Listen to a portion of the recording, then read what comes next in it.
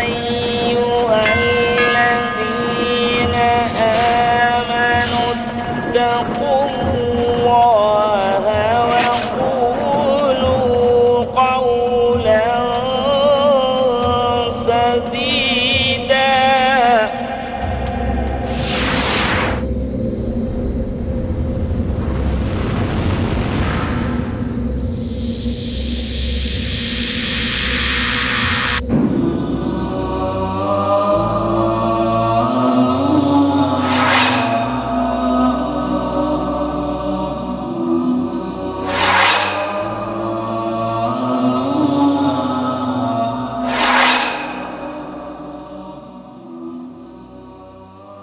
আপনি সব মৌলবাদীকে ভালো বা মন্দ বলতে পারবেন না।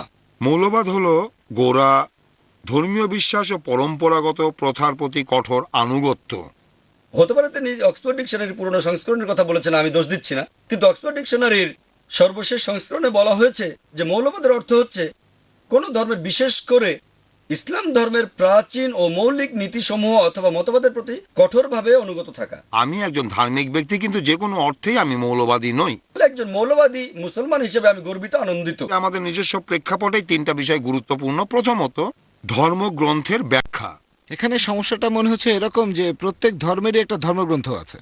দ্বিতীয়ত, অন্য মতামত নিয়ে আলোচনা তাদের মতকে সমর্থন না করলেও আমি এই কথা মেনে নিতে মোটেই প্রস্তুত নই যে আমরা কারোর সাথে আলোচনা করতে পারবো না। ইসলাম ধর্মগ্রন্থের ব্যাখ্যাকে অনুমোদন করে, ইসলাম আলোচনাকেও অনুমোদন করে। আমরা মানি যে ধর্মে কোনো পরিবর্তন আসতে পারে না। আপনারা সর্বশক্তিমান আল্লাহর প্রত্যাদেশ ও সহিহ হাদিসের কোনো পরিবর্তন করতে পারবেন না। কুরআন বা সহিহ হাদিসের কোনো পরিবর্তন হবে না। কিন্তু ইসলামে যখন শরিয়া বিধানের কথা আসে, নির্দিষ্ট ওই সমস্যার বিষয়ে কোরআনে যদি কিছু উল্লেখ না থাকে অথবা সহিহ হাদিসে ওই বিষয়ে কিছু উল্লেখ না থাকে, তখন ইজমা বা ইজতিহাদ গ্রহণ করতে হবে। বিজ্ঞ লোকদের একটা সাধারণ সমাবেশ করে একটা নতুন প্রস্তাব পাশ করতে পারেন। এখন আমরা প্রশ্নোত্তর পর্ব শুরু করতে পারি। এই জন্য কিছু নিয়মকানুন পালন করতে হবে। প্রশ্নকারীদের উঠে দাঁড়াতে হবে, নিজেদের পরিচয় দিতে হবে এবং তাদের পত্রিকার নাম বলতে হবে। আমরা যেহেতু এখানে অনেক প্রশ্ন আশা করছি, তাই প্রত্যেকেই একটা করে প্রশ্ন করবেন। আপনারা কোনো নির্দিষ্ট বক্তাকে লক্ষ্য করে আপনাদের প্রশ্নগুলো করবেন। আগেই আমি উল্লেখ করেছি যে সংক্ষিপ্ত প্রশ্ন করবেন, এরপর নিজের প্রশ্নের উত্তর নিজেই দেওয়ার চেষ্টা করবেন না। উত্তর দেওয়ার জন্য এখানে 4 জন বিখ্যাত লোক আছেন, আর তারা বিস্তারিতভাবে আমাদের ব্যাখ্যা করবেন। তাহলে শুরু করুন। হ্যাঁ, আমার নাম জাভেদ। আমি কোনো পত্রিকার লোক নই। আমি টাইমস অফ ইন্ডিয়ার বিজ্ঞাপন পড়ে ভাবলাম এখানে একটা সুন্দর বিকাল কাটাবো। যা হোক, আমার প্রশ্ন হলো ডক্টর জাকির নায়েকের কাছে। কিন্তু তার আগে আমি মিস্টার সাহানের একটা বক্তব্য পরিষ্কার করতে চাই। তিনি বলেছেন যে তসলিমাকে ভুলভাবে উদ্ধৃত করা হয়েছে। যা হোক, আপনি 94 সালের 31 জানুয়ারি টাইম ম্যাগাজিনে প্রকাশিত মিস্টার ফারজান আহমেদের রিপোর্টটি দেখতে পারেন।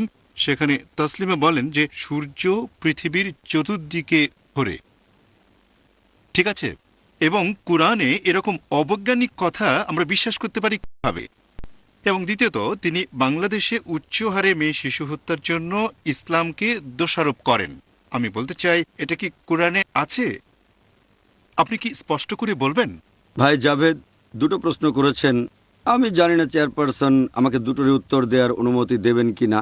আমি প্রথমটার উনি প্রথম প্রশ্ন করেছেন, সেজন্য 2টা প্রশ্ন। হ্যাঁ, ঠিক। ভবিষ্যতে এরা আর হবে না, শুধুমাত্র একটাই প্রশ্ন হবে। প্রথম প্রশ্নতে আপনি বললেন যে টাইম ম্যাগাজিনের একটা রিপোর্ট, টাইম ম্যাগাজিন পৃথিবীর বিখ্যাত একটা ম্যাগাজিন, যথেষ্ট বিশ্বাসযোগ্য। এই ম্যাগাজিনের জানুয়ারি সংখ্যায় নাকি তসলিমা বলেছেন যে কোরআন বলছে সূর্য পৃথিবীর চারিদিকে ঘোরে। যদি এরকম কথা আমরা বিশ্বাস করি, তাহলে উন্নতি করব কিভাবে?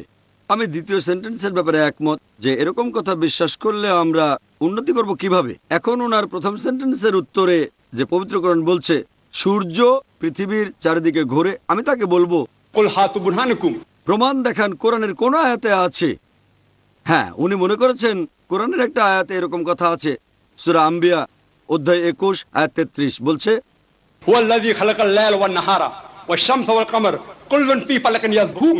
অর্থাৎ আল্লাহ সৃষ্টি করেছেন রাত এবং দিন, সূর্য এবং চন্দ্র প্রত্যেকে নিজ কক্ষপথে বিচরণ করে। একথা আবারও আছে সূরা ইয়াসিন অধ্যায় 36 আয়াত নম্বর 40।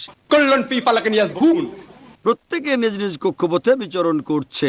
তাহলে কোরআন কিন্তু বলছে না যে সূর্য পৃথিবীর চারিদিকে ঘোরে। কোরআন বলছে যে সূর্য আর চাঁদ নিজেদের কক্ষপথে বিচরণ করে। এখানে আরবি শব্দ হচ্ছে ইয়াসবাহা। এই শব্দটা এসেছে আরবি শব্দ সাবাহা থেকে। এর অর্থ চলন্ত কোনো কিছুর গতি। যদি আপনি বলেন যে একজন লোক মেঝের উপর সাবাহা করছে, তার মানে সে কিন্তু দাঁড়িয়ে নেই, তখন সে হাঁটছে অথবা দৌড়াচ্ছে। যদি বলেন একজন লোক পানিতে সাবাহা করছে, তার মানে পানিতে ভাষা নয়, এর মানে সাঁতার কাটছে সে। একইভাবে সাবাহা শব্দটা যদি ব্যবহার করেন গ্রহতারার ক্ষেত্রে, এর অর্থ নিজ অক্ষের চারপাশে বিচরণ করা। পবিত্র কোরআন বলছে সূর্য এবং চাঁদ এরা কোনো কিছুকে আবর্তন করে ঘুরছে, আবার নিজ অক্ষের চারপাশেও ঘুরছে। এই আয়াতটা নিয়ে আমিও এক সময় দ্বিধাদ্বন্দ্বের মধ্যে পড়েছিলাম, কারণ আমি আইসিএসসি পাশ করেছি 82 সালে সেন্ট পিটার স্কুল থেকে। তখন আমি জিওগ্রাফিতে পড়েছিলাম যে সূর্য নিজ অক্ষের চারপাশে ঘোরে না, সূর্য আবর্তিত হয় কিন্তু নিজ অক্ষের চারপাশে ঘোরে না। কিন্তু কোরআন বলছে সূর্য নিজ অক্ষের চারপাশে ঘুরছে। তাই চিন্তায় পড়ে গিয়েছিলাম। তখন আমি নিজেই রিসার্চ করতে বসলাম, আর জানতে পারলাম বিজ্ঞান কিছুদিন আগে যেটা জেনেছে, আধুনিক জ্যোতির্বিদরা মাত্র কিছুদিন আগে জানতে পেরেছে যে সূর্য তার নিজ অক্ষের চারপাশে প্রদক্ষিণ করে। এটা প্রমাণ করার জন্য যন্ত্রপাতি নিয়ে সূর্যের প্রতিবিম্ব দেখেন। সূর্যের দিকে তো তাকাতে পারবেন না, প্রতিবিম্বটা টেবিলের উপরে রাখেন। সূর্যের শরীরে কিছু গর্ত আছে কালো স্পটের মতো। এই ব্ল্যাক স্পটগুলো 25 দিনে পুরো একবার ঘুরে আসে। এক কথায় সূর্যের নিজ অক্ষের চারপাশে ঘুরে আসতে 25 দিন সময় লাগে। তাহলে পবিত্র কোরআন মোটেও সেকেলে নয়, এটা সবচেয়ে আধুনিক। আমি তসলিমা নাসরিনকে প্রশ্ন করব, 1400 বছর আগে এই কথাটা কে বলতে পারেন যে সূর্য এবং চাঁদ সূর্য এবং চাঁদ নিজ নিজ কক্ষপথে বিচরণ করছে, রিভলভিং আর রোটেটিং? তাকে জিজ্ঞেস করেন কোরআনে কথা কোথায় বলেছে যে সূর্য পৃথিবীর চারপাশে ঘোরে? এটা একটা ভুল ধারণা।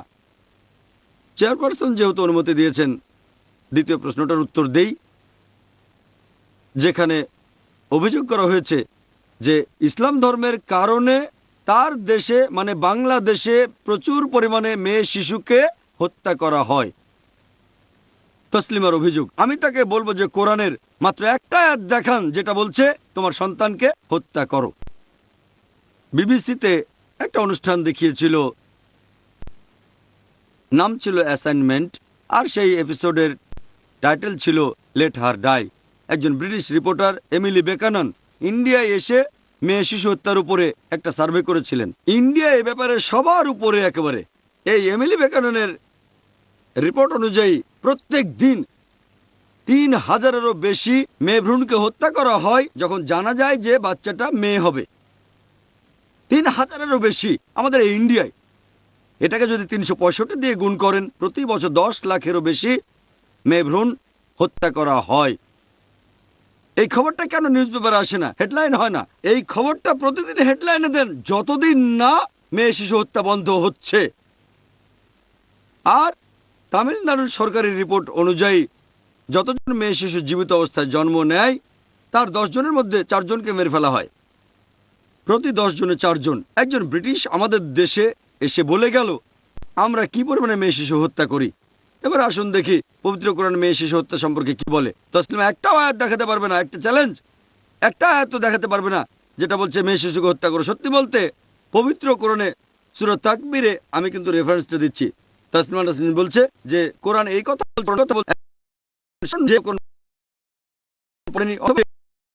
সেটা কোরআন কোন আছে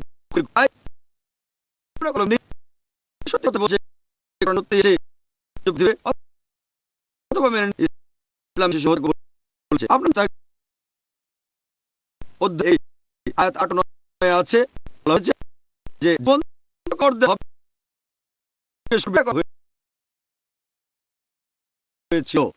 শেষ বিচারের দিনে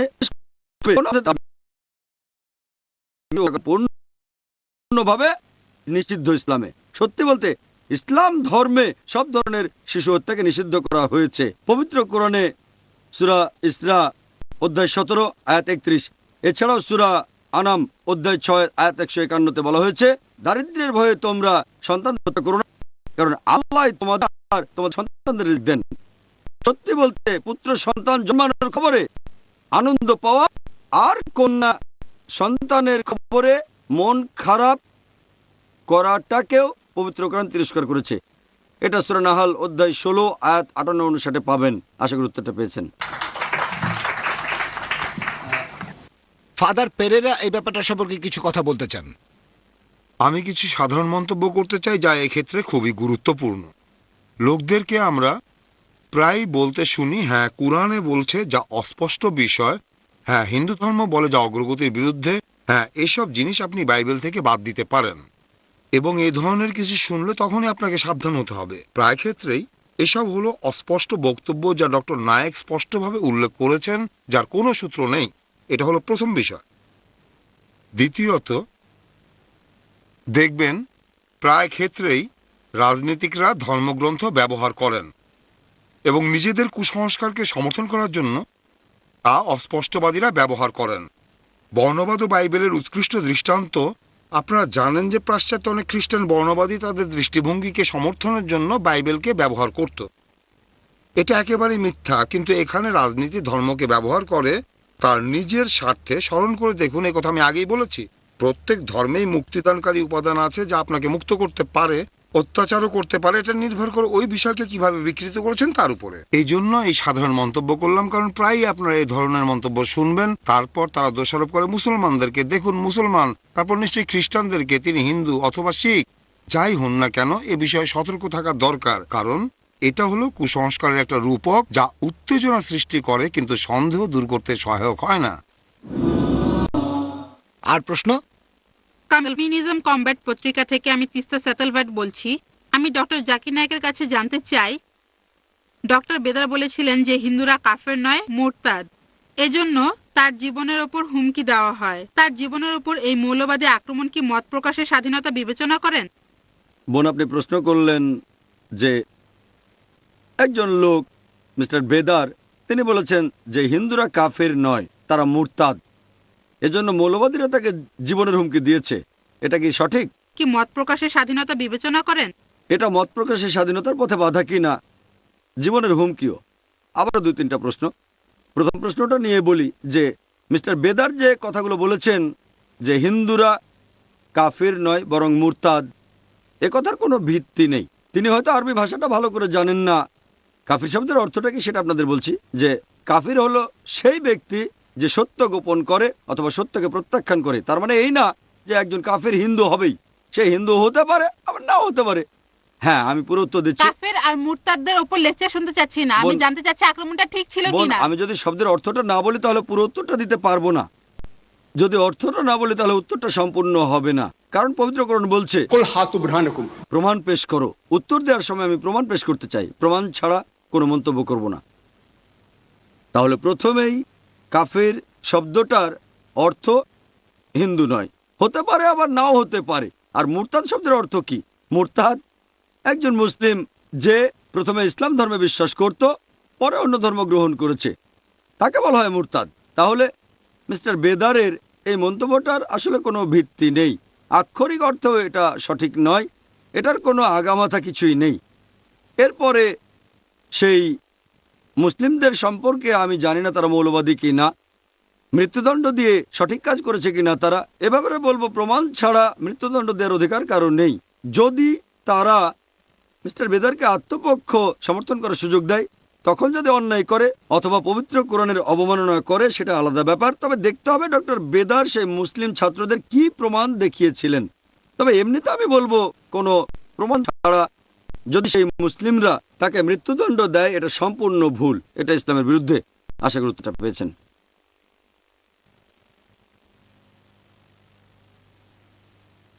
বিচারক ছাড়া কি কেউ মৃত্যুদণ্ডের রায় দিতে পারে? ঠিক আছে, আমাকে প্রশ্ন করতে পারেন। একটার উত্তর দিয়েছি, দ্বিতীয় প্রশ্ন করেন, সেটার উত্তর দেব। যদি এটার ভিত্তি সত্যি হয় তাহলে কোনো লোকের মৃত্যুদণ্ড দেওয়ার অধিকার আছে কি না। যেন আমার কাছে প্রশ্ন করছেন, যদি ইন্ডিয়ান সরকারের কাছে প্রমাণ থাকে যে একজন লোক দেশের সব গোপনীয় খবর, প্রতিরক্ষার খবর, আর্মির খবর, নেভির খবর, এয়ারফোর্সের খবর অন্য কোনো দেশের কাছে পাচার করেছে, যদি সে ধরা পড়ে, প্রমাণিত হয় সে দেশের সাথে বেইমানি করেছে, ইন্ডিয়ার সরকার অবশ্যই শাস্তি দেবে প্রমাণ থাকলে। একইভাবে যদি এখানেও প্রমাণ থাকে যে সেই লোক ভুল কোনো কথা বলেছে, যদি প্রমাণিত হয় তাহলে আমার মতে তার শাস্তি হওয়া উচিত। আশা করি উত্তরটা পেয়েছেন। এটা প্রশ্নের দ্বিতীয় অংশ, যে মৃত্যুদণ্ড দেয়া। প্রথম অংশ বলতে পারেন কোনো সমস্যা নেই, মৃত্যুদণ্ড দেওয়া যাবে কিনা। প্রত্যেক অপরাধের শাস্তি থাকে, সেটা বিভিন্ন রকম হতে পারে। উদাহরণ হিসেবে বলি, ধরেন ট্রেনে করে যাচ্ছেন, যদি কোনো কারণ ছাড়া চেন টানেন 500 টাকা জরিমানা, অথবা সাথে 3 মাসের জেল দিতে পারে। যদি ধরা পড়েন, একজন জাজ হয়তো দেবেন 500 টাকা জরিমানা, আরেক জাজ হয়তো দেবেন 500 টাকা জরিমানা সাথে 1 মাসের জেল, কোনো জাজ দেবেন 3 মাসের জেল, কোনো জাজ হয়তো দুটোই। এক এক কাজের শাস্তি হয়তো এক এক জজ এক একভাবে দিয়ে থাকেন। এবারে বলি, এ ব্যাপারে কি বলে ধর্মীয় মৌলবাদ।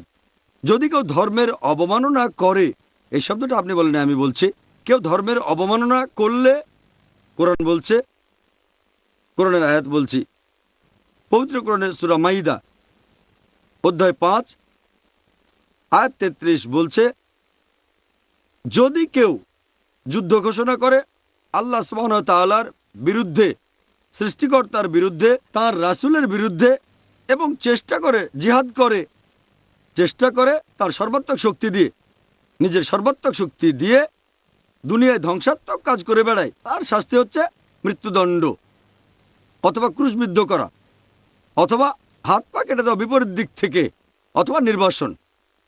এই আইনটা আছে কোরআনের একটা আয়াতে। অন্য আয়াত বলছে, যদি সম্ভব হয় তাহলে কথা বলো। উদু ইলা সাবিলি রাব্বিকা বিল হিকমা ওয়াল মাউইযাতিল হাসনা ওয়াজাদিলহুম বিল্লাতী হিয়া আহলান। আয়াতটা আছে সূরা নাহলে অধ্যায় 16 আয়াত 125। মানুষকে তোমার প্রতিপালকের পথে আহ্বান করো হিকমত ও সদুপদেশ দ্বারা, তাদের সাথে তর্ক করো, তাদের সাথে ডিবেট করো, তাদের যুক্তি দেখাও সবচেয়ে উত্তম গ্রহণযোগ্য পন্থায়। যদি আমাকে বলেন তাসলিমা নাসরিনের ব্যাপারে কি করতাম, আমি কোরআন অনেকগুলো অপশন দিয়েছে, আমি তাকে একটা পাবলিক ডিবেটের জন্য আহ্বান করতাম। এটা নির্ভর করবে জজের উপর। এক এক জজের দেয়া শাস্তি এক এক রকম হয়ে থাকে। প্রত্যেক শাস্তি যদি যথেষ্ট প্রমাণ থাকে, অন্য ধর্মগ্রন্থ পড়েন, যেহেতু আজকের আলোচনার টপিক ধর্মীয় মৌলবাদ, যদি আপনারা বাইবেল পড়েন, বাইবেল বলছে, ফাদার আমাকে শুধরে দিতে পারেন যদি ভুল বলে থাকি আমি, ওল্ড টেস্টামেন্টের 3 নম্বর বই লেভিটিকাস অধ্যায় 24 অনুচ্ছেদ 16তে বলা হয়েছে, যদি কেউ, কোনো লোক যদি প্রভুর নামে কোনো রকম অবমাননা করে, তাহলে তাকে অবশ্যই মৃত্যুদণ্ড দেওয়া হবে, অবশ্যই তাকে হত্যা করা হবে। এবং সমবেত লোকেরা, ফাদার যদি বাইবেল চান তাহলে বাইবেল আছে এখানে, যদি ভুল বলে থাকি আমি তাহলে চেক করতে পারেন ফাদার, যে ভার্সন চান, কিং জেমস ভার্সন অথবা ডুয়ে ভার্সন। আমি পুরো অনুষ্ঠানটা শেষ করি। যদি আপনি মৌলবাদী খ্রিস্টান হন তাহলে বাইবেল মেনে চলতে হবে। বাইবেল বলছে লেভিটিকাস 24 নম্বর অধ্যায় অনুচ্ছেদ নম্বর 16, যদি কেউ প্রভুর নামে অবমাননা করে তাহলে তাকে অবশ্যই হত্যা করা হবে, আর সমবেত লোকেরা অবশ্যই তাকে পাথর মারবে, এমনকি পথিকরাও মারবে। কারণ যে এই দেশে জন্মগ্রহণ করে প্রভুর নামে নিন্দা করে তাকে অবশ্যই হত্যা করা হবে। যদি আপনি ভালো খ্রিস্টান হন, বাইবেল কি বলছে? কেউ প্রভুর নামে অবমাননা করলে তাকে হত্যা করা হবে। বাইবেলে হয়তো অন্য আরো অপশন রয়েছে, এটা একটা তার মধ্যে। ফাদার পেরেরা কিছু বলতে চান। এটা একটা গুরুত্বপূর্ণ বিষয়। এ ব্যাপারে আমি ভিন্ন দৃষ্টিভঙ্গির কথা বলতে চাই। বিশ্বে এ ধরনের বিষয় উন্মত্ত জনতা নিজেরাই বিচার করে হত্যা করছে। আপনারা এই সব শব্দের সাথে পরিচিত আছেন। দৃষ্টান্ত হিসাবে মার্কিন যুক্তরাষ্ট্রে অনেক বছর ধরে, এমনকি সাম্প্রতিককালেও, আপনি যদি কৃষ্ণকায় হন, একদল সাদা লোক শুধু বলবে যে সে আমার মেয়েকে ধর্ষণ করার চেষ্টা করেছে এবং তারা আপনাকে হত্যা করবে। সুতরাং এভাবে অনুধাবন করুন যে এ ধরনের কঠোর বিচার আছে এবং মাঝে মাঝে ইসলামিক বিশ্বে এ ধরনের ঘটনা অনেক ঘটছে। আমার কাছে পাকিস্তান থেকে আসা একটা রিপোর্ট আছে যার শিরোনাম হলো ব্লাসফেমি আইন। এই আইনের অধীনে যে কোনো লোককে হত্যা করা যায়। আপনারা যদি ফটোকপি করে নিতে চান তাহলে এটা আমি আপনাদের দিতে পারি। সম্ভবত মুসলিম বিশ্বে ইরান এখন একমাত্র দেশ যেখানে শরিয়ার বিরুদ্ধে এসব বিষয় পরিচালনা করার জন্য অনেক উলামা আছেন। এটা দুঃখজনক, এ কারণে ইরানে এই ঘটনার কথা শোনেন, বরং অন্যান্য বিষয়ের কথা শোনেন যেখানে আপনি শরিয়া বা কুরআনের ব্যাখ্যার বিরুদ্ধে আপনি আপিল করেন। আপনি নিশ্চিতভাবে দেখতে পাবেন যে মৌলানারা অধিক মাত্রায় রাজনীতি সম্পৃক্ত এবং রাজনীতি থেকে এর অনেক কিছুই আসে। সুতরাং বলা যায় যে এজন্য ইসলাম দায়ী, এ কথাটা ভুল। বাংলাদেশের মতো দেশের রাজনৈতিক প্রেক্ষাপট আপনি দেখুন, দৃষ্টান্ত হিসাবে বাংলাদেশকে দেখুন, দৃষ্টান্ত হিসাবে পাকিস্তান, আলজেরিয়ার মতো দেশকে আপনারা লক্ষ্য করুন। অন্যান্য স্থানের মতো এখানেও ইসলামিক স্যালভেশন ফ্রন্ট আছে। সুতরাং ডক্টর বেদার এবং অন্যান্য ঘটনা মনে রাখা অত্যন্ত গুরুত্বপূর্ণ। তুমি ঈশ্বরের নিন্দা করেছো, আমি তোমাকে হত্যা করব, এভাবেই তারা হত্যা করে। হত্যা করার অধিকার কার আছে? বিচারের পর রাষ্ট্রই কেবল এটা করতে পারে। এই সমস্যা অনেক দেশে আছে যেখানে গণতান্ত্রিক প্রক্রিয়া খুবই দুর্বল। এই অবস্থা এখন আমরা বাংলাদেশে দেখতে পাই। সেখানে প্রধান দুটো রাজনৈতিক দলের দুই নেত্রীর মধ্যে ক্ষমতা নিয়ে লড়াই চলছে। এই ধরনের ঘটনা ঘটায় এটাও একটা কারণ। তারা এখন রাস্তায় বেরিয়ে এসেছে, বলছে না না, মহিলাদের কখনো হুমকি দেবে না, সাবধান হয়ে যাও। লক্ষ্য করুন, যেসব মৌলানা 50,000 টাকা পুরস্কার ঘোষণা করেছে তাদের গ্রেপ্তার করা হয়নি। 3 জন ব্যক্তি তসলিমার মাথার জন্য পুরস্কার ঘোষণা করেছে। একমাত্র সরকার ঘোষণা দিয়েছে ব্যবস্থা গ্রহণ করা হবে, কিন্তু এখনো পর্যন্ত কোনো ব্যবস্থা গ্রহণ করা হয়নি। আপনারা দেখছেন এ ধরনের অনেক ঘটনা ঘটছে। সম্প্রতি আয়াতুল্লাহ খোমেনির একটা বিষয় আপনারা পত্রিকায় দেখেছেন। তিনি বলেছেন একজন আয়াতুল্লাহ একটা ফতোয়া জারি করতে পারেন যা পূর্বের ফতোয়াকে বাতিল করে দেয়। এ কথা বলতে এত সময় লাগলো কেন? হ্যাঁ, এত দীর্ঘ সময় নেওয়াটাই হলো রাজনীতি। আপনারা আপনাদের নিজেদের চিন্তাভাবনা থেকে সালমান রুশদির পুরো বিষয়টা জানেন। সুতরাং রাজনীতিবিদদের কৌশলের কারণে ইসলামকে দায়ী করবেন না, এটা করবেন না। কোনো ধর্মকে এভাবে রাজনীতির কারণে দোষারোপ করবেন না, এটা ঠিক না। খ্রিস্টানরা এমন করেছে, যথেষ্ট উদাহরণ আছে। হিন্দুরা এমন করেছে, যথেষ্ট উদাহরণ আছে। মুসলমানরা এমন করেছে, যথেষ্ট উদাহরণ আছে। শিখরা করেছে, সবাই করেছে। রাজনীতি ও ধর্মের মধ্যে এসব আকর্ষণীয় বিষয় আপনারা সব সময় লক্ষ্য করে থাকেন। ধর্ম রাজনীতিকে এবং রাজনীতি ধর্মকে ব্যবহার করে। আমি অনেক উদাহরণ দিতে পারবো। দেখুন, আপনাদের একটা বিষয় মনে রাখা খুবই গুরুত্বপূর্ণ, তা হলো কঠোর বিচার। এ ধরনের বিষয় ক্ষমা করার কোনো উপায় নেই, কিন্তু দুর্ভাগ্যবশত সরকারগুলো এমনই দুর্বল যে তারা তা বলবৎ করতে পারে না।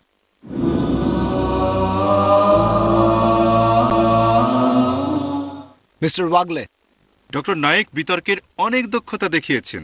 আমি তার কাছে হ্যাঁ অথবা না জবাব চাচ্ছি। তসলিমা নাসরিনের বিষয়ে যারা ফতোয়া জারি করেছেন, সেই মৃত্যুদণ্ডের ফতোয়া আপনি কি সমর্থন করেন না নিষেধ করেন? মাত্র এক কথাই বলুন।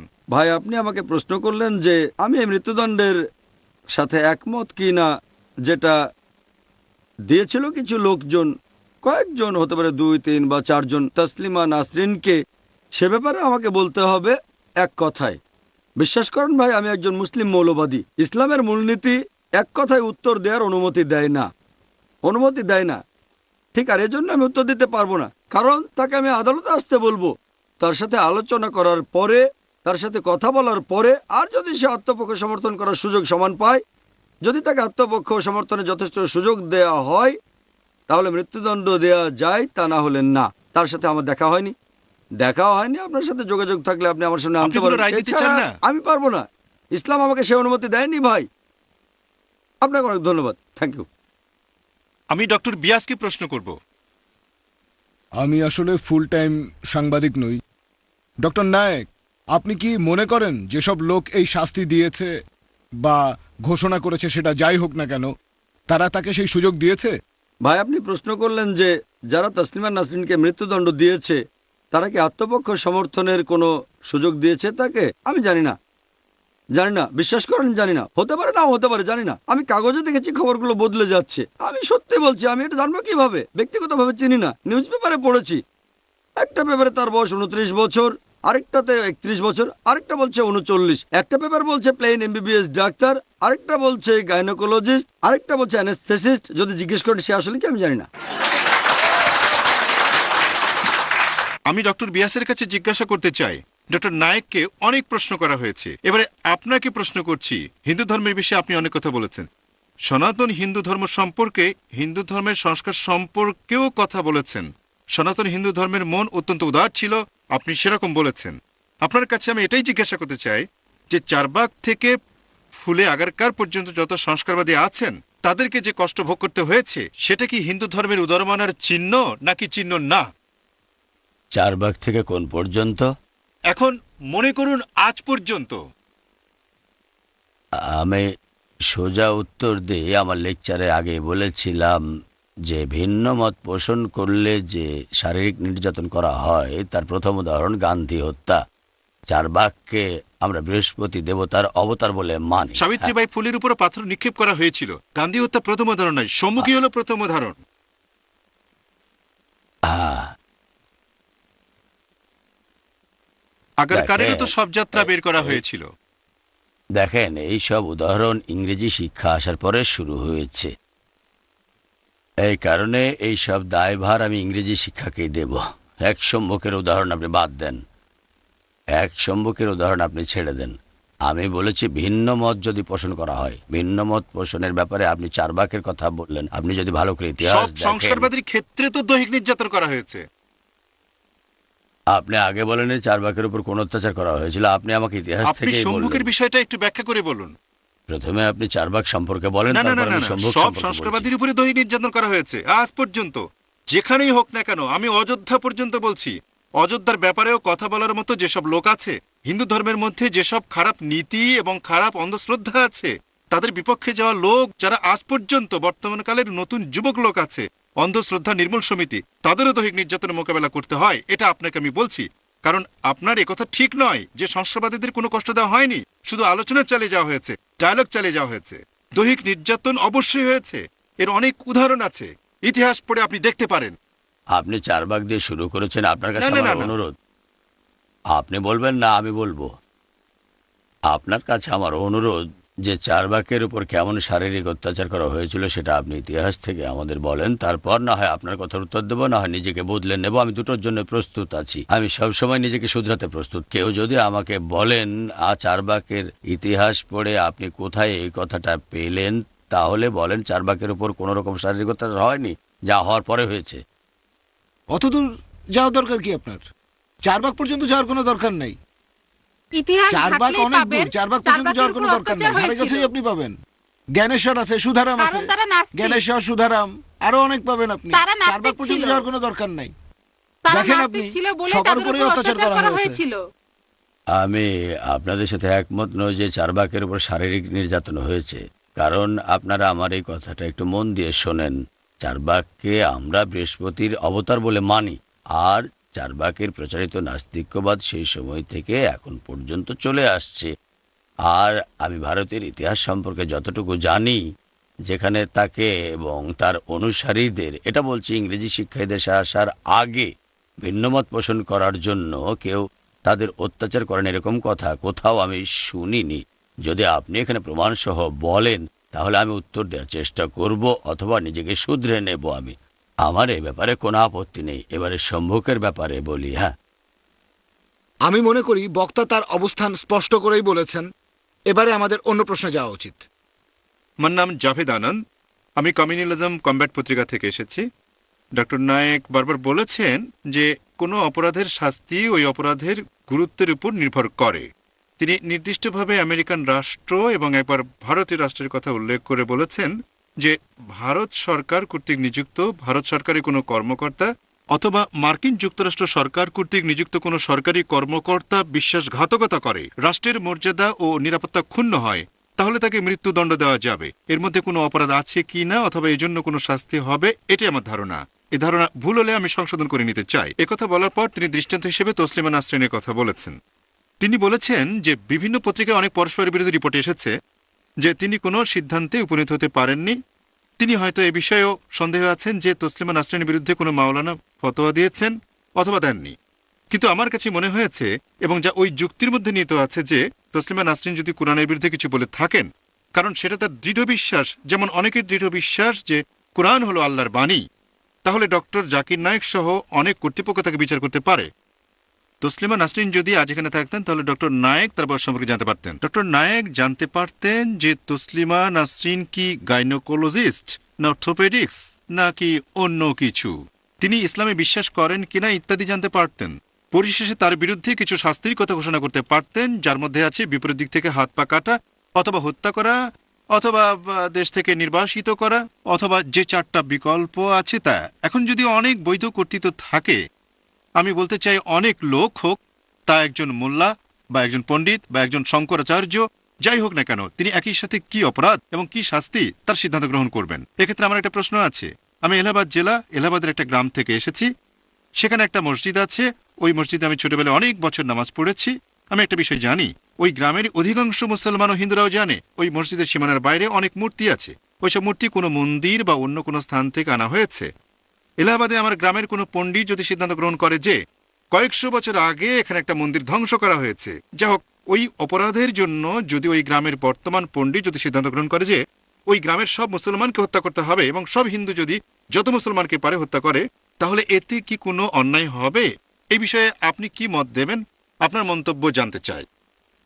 প্রশ্নটা কি আরেকবার বলবেন? আমাদের জন্য বোঝাটা খুব কঠিন হয়ে যাচ্ছে। ঠিক আছে, আমি আমি সংক্ষিপ্ত আকারে বলছি। বিভিন্ন রকমের অপরাধ এবং তার কি ধরনের শাস্তি হবে সেটা নির্ধারণে কি অনেক কর্তৃপক্ষ থাকতে পারে? আপনার সংক্ষিপ্ত ভাষণের জন্য ধন্যবাদ ভাই। এই সংক্ষিপ্ত ভাষণে আপনি কমপক্ষে 10-15টা প্রশ্ন করেছেন, বেশিও হতে পারে। আমার যতটুকু মনে আছে একটা প্রশ্ন, তাহলে আগেরগুলো সব বাদ। উত্তর না দিতে পারলে আমাকে দোষ দেবেন না, কারণ আমার ভুল উদ্ধৃতি দিয়ে বলছেন যে ইন্ডিয়ার সরকার তাকে মৃত্যুদণ্ড দিতে পারে। আমি এটা বলিনি। শাস্তি হবে, কি শাস্তি হতে পারে সেটা সরকারের আইন অনুযায়ী। প্রশ্নের দ্বিতীয় অংশে আসি। আপনি বললেন এমনকি ডাক্তার জাকির নায়েক তাকে এখানে আসতে বলতে পারেন, বয়স জিজ্ঞেস করতে পারেন, পেশা জিজ্ঞেস করতে পারেন। আপনি এই কথাগুলো বেশ ঠিক আছে, ঠিক আছে, কোনো সমস্যা নেই। আগে আমাকে শেষ করতে দেন। আপনাকে যথেষ্ট সময় দেওয়া হয়েছে ভাই, যথেষ্ট। আর প্লিজ আমাকে উত্তর দেওয়ার সুযোগ দেন। এমনকি ডাক্তার জাকির নায়েকও তাকে মৃত্যুদণ্ড দিতে পারেন অথবা হাত পা কেটে ফেলতে পারেন। না, ডাক্তার জাকির নায়েক পারেন না, ডাক্তার জাকির নায়েক পারবেন না। আমার সে ক্ষমতা নেই। আমি দিতে পারি একটা ফতোয়া। এবারে বলি ফতোয়া শব্দটার অর্থ আসলে কি। আপনারা হয়তো আরবি শব্দ ফতোয়ার অর্থ জানেন না। ফতোয়া মানে হচ্ছে মতামত। তবে আমার মতামতের কোনো মূল্য নেই, যেহেতু আমরা মত প্রকাশের স্বাধীনতায় বিশ্বাস করি। প্রত্যেকেরই মতামত জানানোর অধিকার আছে, আমার আছে, আপনারও আছে। বলতে পারেন যেমন খুশবন্ত সিং তসলিমাকে বাসা অফার করেছে, তার মত দেওয়ার অধিকার আছে, আমি আপত্তি করব না। তবে আমি শাস্তি দিতে পারি না। শুধুমাত্র একজন কাজীর অধিকার আছে বিচার করার আর রায় দেওয়ার। ফতোয়া এবং রায় দুটোর মধ্যে অনেক পার্থক্য আছে। ফতোয়া, এ ব্যাপারে একটা উদাহরণ দেই। ধরেন একজন আইনজীবী তার মতামত জানালেন জাজের কাছে, তবে সেই জাজ ভিন্ন মত পোষণ করতে পারেন। ফতোয়া একটা রায় নাও হতে পারে, এটা আপনাদের মনে করিয়ে দিলাম। আমি যদি কোনো বিশেষজ্ঞ হতাম, আমি সেটা নই। একজন ডাক্তার হিসেবে আমি ইসলামের উপর ফতোয়া দিতে পারি না। ফতোয়া আমার ব্যক্তিগত মতামত হলে ঠিক আছে, সাধারণ মানুষ হিসেবে, তবে বিশেষজ্ঞ হিসেবে নয়, জাজ হিসেবে না, কারণ আমি জাজ নই। এবারে আপনার সে সংক্ষিপ্ত প্রশ্ন যে এটা কি, আমি ভুল করলে দয়া করে প্রশ্নটা আরেকবার বলবেন। যে একই অপরাধের বিভিন্ন রকম শাস্তি হতে পারে অথবা শাস্তির জন্য বিভিন্ন সেন্টার বানানো যায় কিনা, ঠিক বলেছি ভাই? প্রশ্নটাকে আরেকবার বলবেন। প্রশ্নটা হলো একটার বেশি কি রায় হতে পারে? যেমন দৃষ্টান্ত হিসেবে ভারতে আদালত আছে, অনেক আদালত আছে যা গঠন করা হয় কোনো অপরাধ সংগঠিত হয়েছে কিনা তা নির্ধারণ করার জন্য। দেশের আইন অনুযায়ী কি শাস্তি দেওয়া হবে, আপনার মত অনুযায়ী ভারত বা বাংলাদেশ বা অন্য কোথাও হোক না কেন, রাষ্ট্রই কোনো বিচারের রায় দিতে পারে। অন্য কোনো কর্তৃপক্ষ আছে যা... ভাই প্রশ্ন করলেন রায় দেওয়ার জন্য একাধিক সেন্টার থাকতে পারে কিনা। প্রথমে ভারতের কথা বলি, তারপর বাংলাদেশের।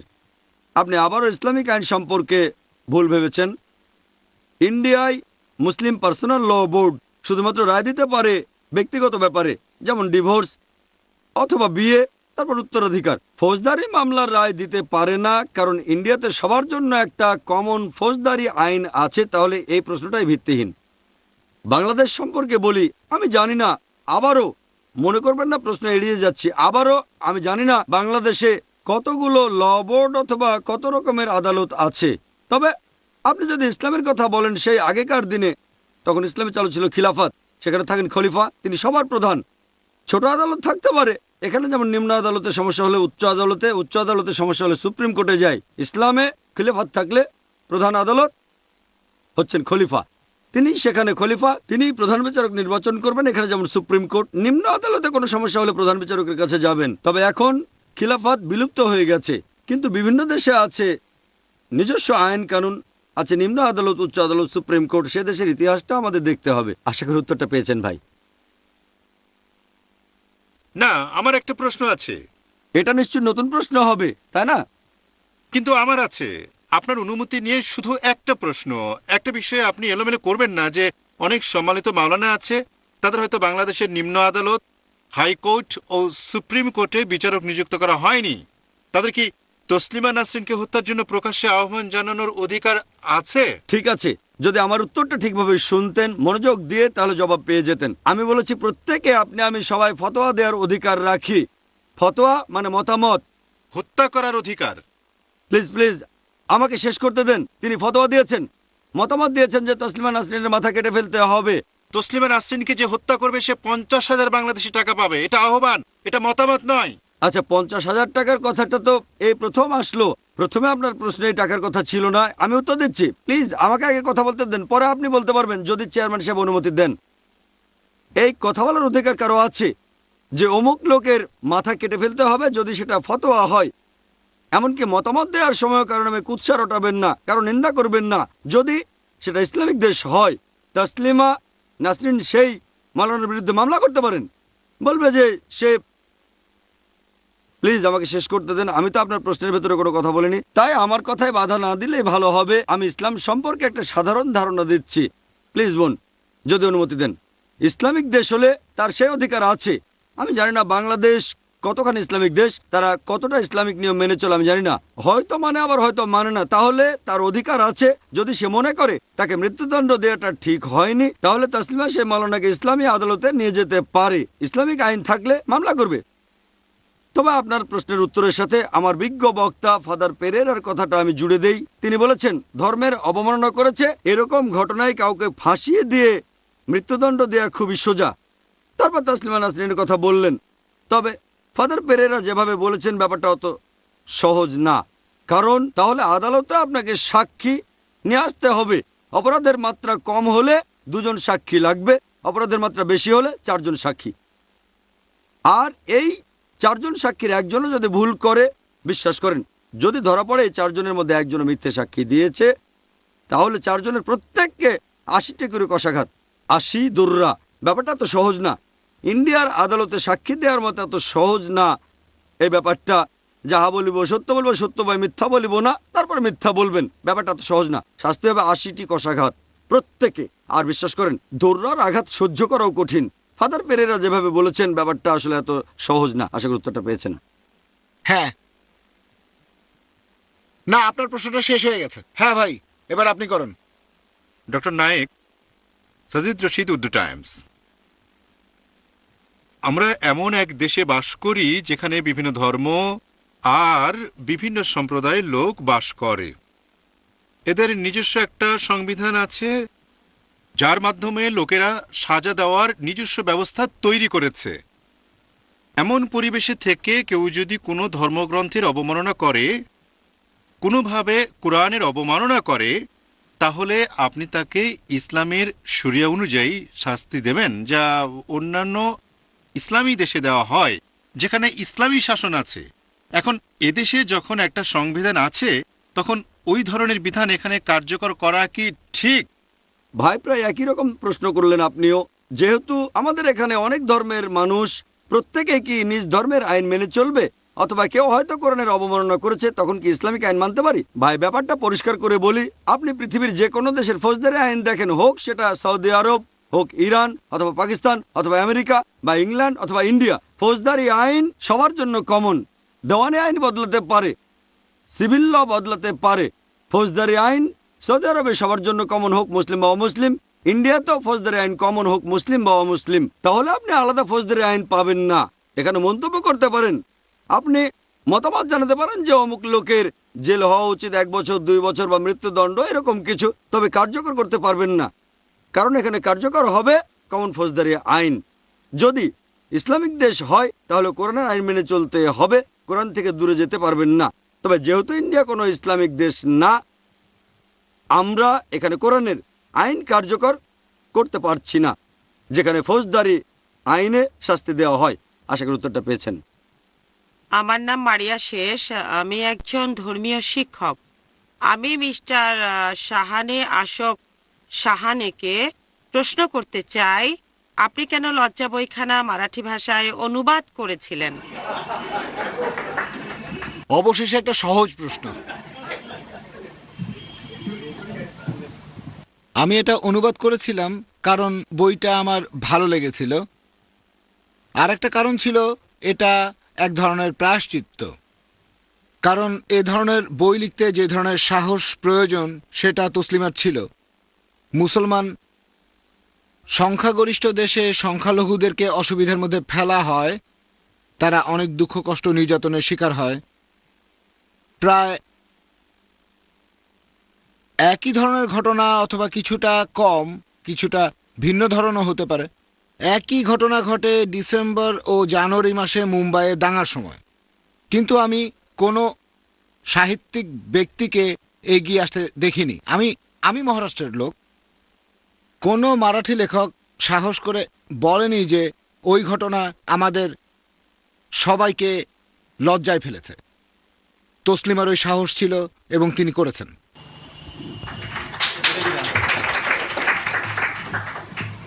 জাকির নায়েকের কাছে প্রশ্ন করছি, বাংলাদেশের মৌলবাদীরা তসলিমা নাসরিনের মাথার জন্য বিরাট অঙ্কের অর্থ ঘোষণা করে তাকে বিখ্যাত করে তুলেছে। এর পরিবর্তে তারা যদি তাকে উপেক্ষা করত এবং তাকে তার বক্তব্য বলার সুযোগ দিত, তাহলে আদৌ এই অবস্থার সৃষ্টি হতো না, এবং সম্ভবত আমরাও এই বিষয় নিয়ে আলোচনার জন্য এখানে সমবেত হতাম না। ভাই খুব সুন্দর প্রশ্ন করেছেন। যদি সেই তথাকথিত ইনভার্টেড কমার ভেতরে মুসলিম মৌলবাদী তথাকথিত, যদি তারা তসলিমার মাথার উপরে পুরস্কার ঘোষণা না করত, আমরা এখানে আসতে পারতাম না। আপনার সঙ্গে আমি একমত। তবে আপনি এখানে দোষ দিলেন মুসলিম মৌলবাদীদের, আর আমি দোষ দেব মিডিয়াকে। এখানে আমি একমত না। যদি ধরলাম কোনো কারণে একটা নাম না জানা অখ্যাত দল বিএসএসপি, বাংলাদেশ সাহাবা সৈনিক পরিষদ, কে এটার নাম জানতো? কেউ না। ধরলাম যে সেই প্রতিষ্ঠানের যিনি নেতা মাওলানা হাবিবুর রহমান, আমি জানি ভাই ইনি তসলিমা নাসরিনকে মৃত্যুদণ্ড দিয়েছেন। যদি এই অখ্যাত লোক, এই নাম না জানা প্রতিষ্ঠান তসলিমাকে মৃত্যুদণ্ড দেয়, ইন্ডিয়ায় কেন মিডিয়ারা এভাবে হাইলাইট করবে? সামনের পেজে, একেবারে সামনের পাতার খবর। বাংলাদেশের হাইকমিশনার, এখানে আমি দিল্লি নিউজ পেপারের উদ্ধৃতি দিচ্ছি যে বাংলাদেশের হাইকমিশনের কথা অনুযায়ী তিনি বলেছেন যে ইন্ডিয়ার খবরের কাগজে তসলিমার ব্যাপারে যতগুলো খবর ছাপাচ্ছে তার 1% খবরও বাংলাদেশের পেপারে ছাপা হয় না। তাহলে আপনি আমাকে জিজ্ঞেস করলেন এজন্য কি মুসলিম মৌলবাদীদের দোষ দেব? তাদের দোষ দিতে পারেন, আমি বলবো তাদের দোষ দেন, অথবা আপনি না দেন, সে যাই হোক। আমার মতে ইন্ডিয়ার সাংবাদিকরা আর ইন্ডিয়ার খবরের কাগজ তাদের জ্ঞান বুদ্ধি আরো বেশি, তাই হাইলাইট করা উচিত হয়নি। আমরাও আজকে এটা নিয়ে আলোচনা করতাম না। হ্যাঁ ভাই,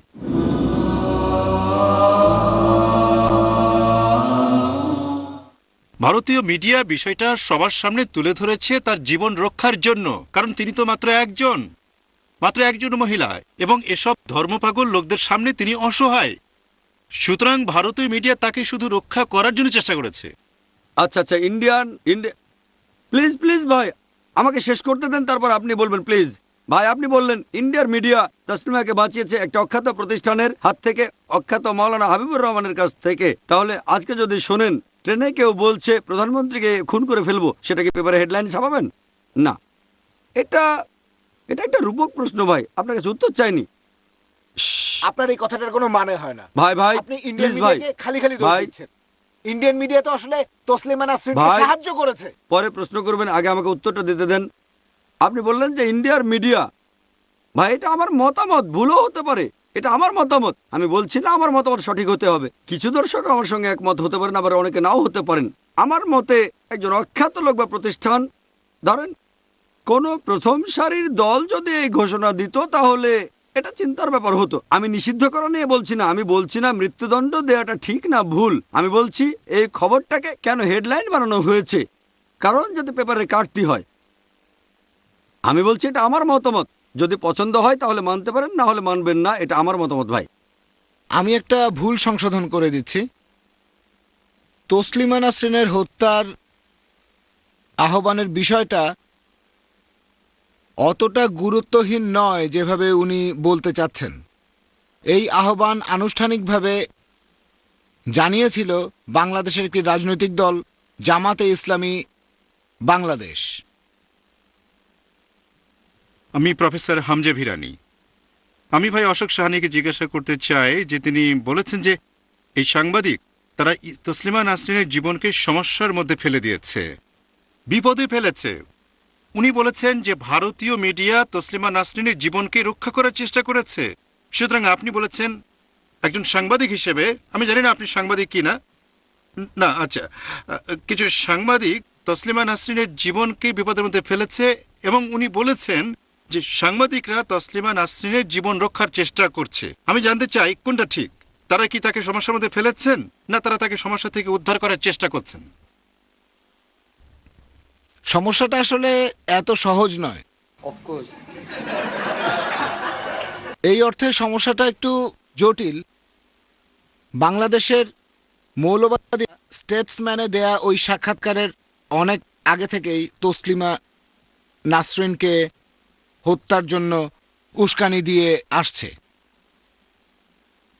আপনি যদি জিজ্ঞাসা করেন, আমার মত হলো জাতীয়তাবাদের ভুল ধারণায় তারা হয়তো বিভ্রান্ত হয়েছে। কারণ প্যারিস থেকে ঢাকা যাওয়ার পথে তসলিমা কলকাতায় অবস্থান করেছিলেন। তিনি বলেছিলেন যে কলকাতা আমার দ্বিতীয় গৃহ। আপনি এ কথা যে কোনো লোককে বলুন, ধরুন মুম্বাইয়ের শিবসেনাকে বলুন, ইমরান যদি মুম্বাইয়ে আসে এবং বলে মুম্বাই আমার দ্বিতীয় গৃহ, তাহলে পাকিস্তানের লোকজন তারা তখন খুবই বিরক্ত হবে। এমনকি গাভাস্কারের মতো লোক যদি ক্যান্সার হসপিটালে অনুষ্ঠানে যায়, তাহলে পত্রিকায় ব্যাপক হইচই পড়ে যাবে যে গাভাস্কার কেন সেখানে গেল। আর আপনারা জানেন, আমি বলতে চাই যে সবকিছু মিলেমিশে গিয়েছে, সেজন্য বলছি কিছুটা জটিল এটা। যাই হোক, আমি মনে করি স্টেটসম্যান পত্রিকা যেহেতু প্রকাশ্যে ক্ষমা প্রার্থনা করেনি বা ক্ষমা প্রার্থনা করে বলেনি যে তারাই এর কারণ, তারাই এমন দাবির কারণ সৃষ্টি করেছে, এটা হলে পরিস্থিতিটা ভিন্ন রকম হতো। আমার নাম রবি, আমি মহানগর পত্রিকা থেকে এসেছি। আমি ডক্টর বিয়াসের কাছে একটা প্রশ্ন করতে চাই। আপনি বলেছেন যে হিন্দু ধর্মে আলোচনার অনেক গুরুত্ব আছে। এর অর্থ যারা নিজেদের হিন্দু মনে করে তারা বিপরীত চিন্তার লোকদের সাথে আলোচনা করা গুরুত্বপূর্ণ মনে করে। বালা সাহেব থ্যাকারে কোনো বিষয়ে দলিতদের কাছে কখনো কোনো কিছু জিজ্ঞাসা করেননি। লালকৃষ্ণ আদভানি বাবরি মসজিদের বিষয়ে কোনো মুসলমান লোকের সাথে আলোচনা করার চেষ্টা করেননি। আদালতের কাছ থেকে চেষ্টা হয়েছিল, কিন্তু তাও তারা ব্যর্থ করে দেন। আপনারা কি, আপনার দৃষ্টিতে বালা সাহেব থ্যাকারে, লালকৃষ্ণ আদভানি এরা কি হিন্দু?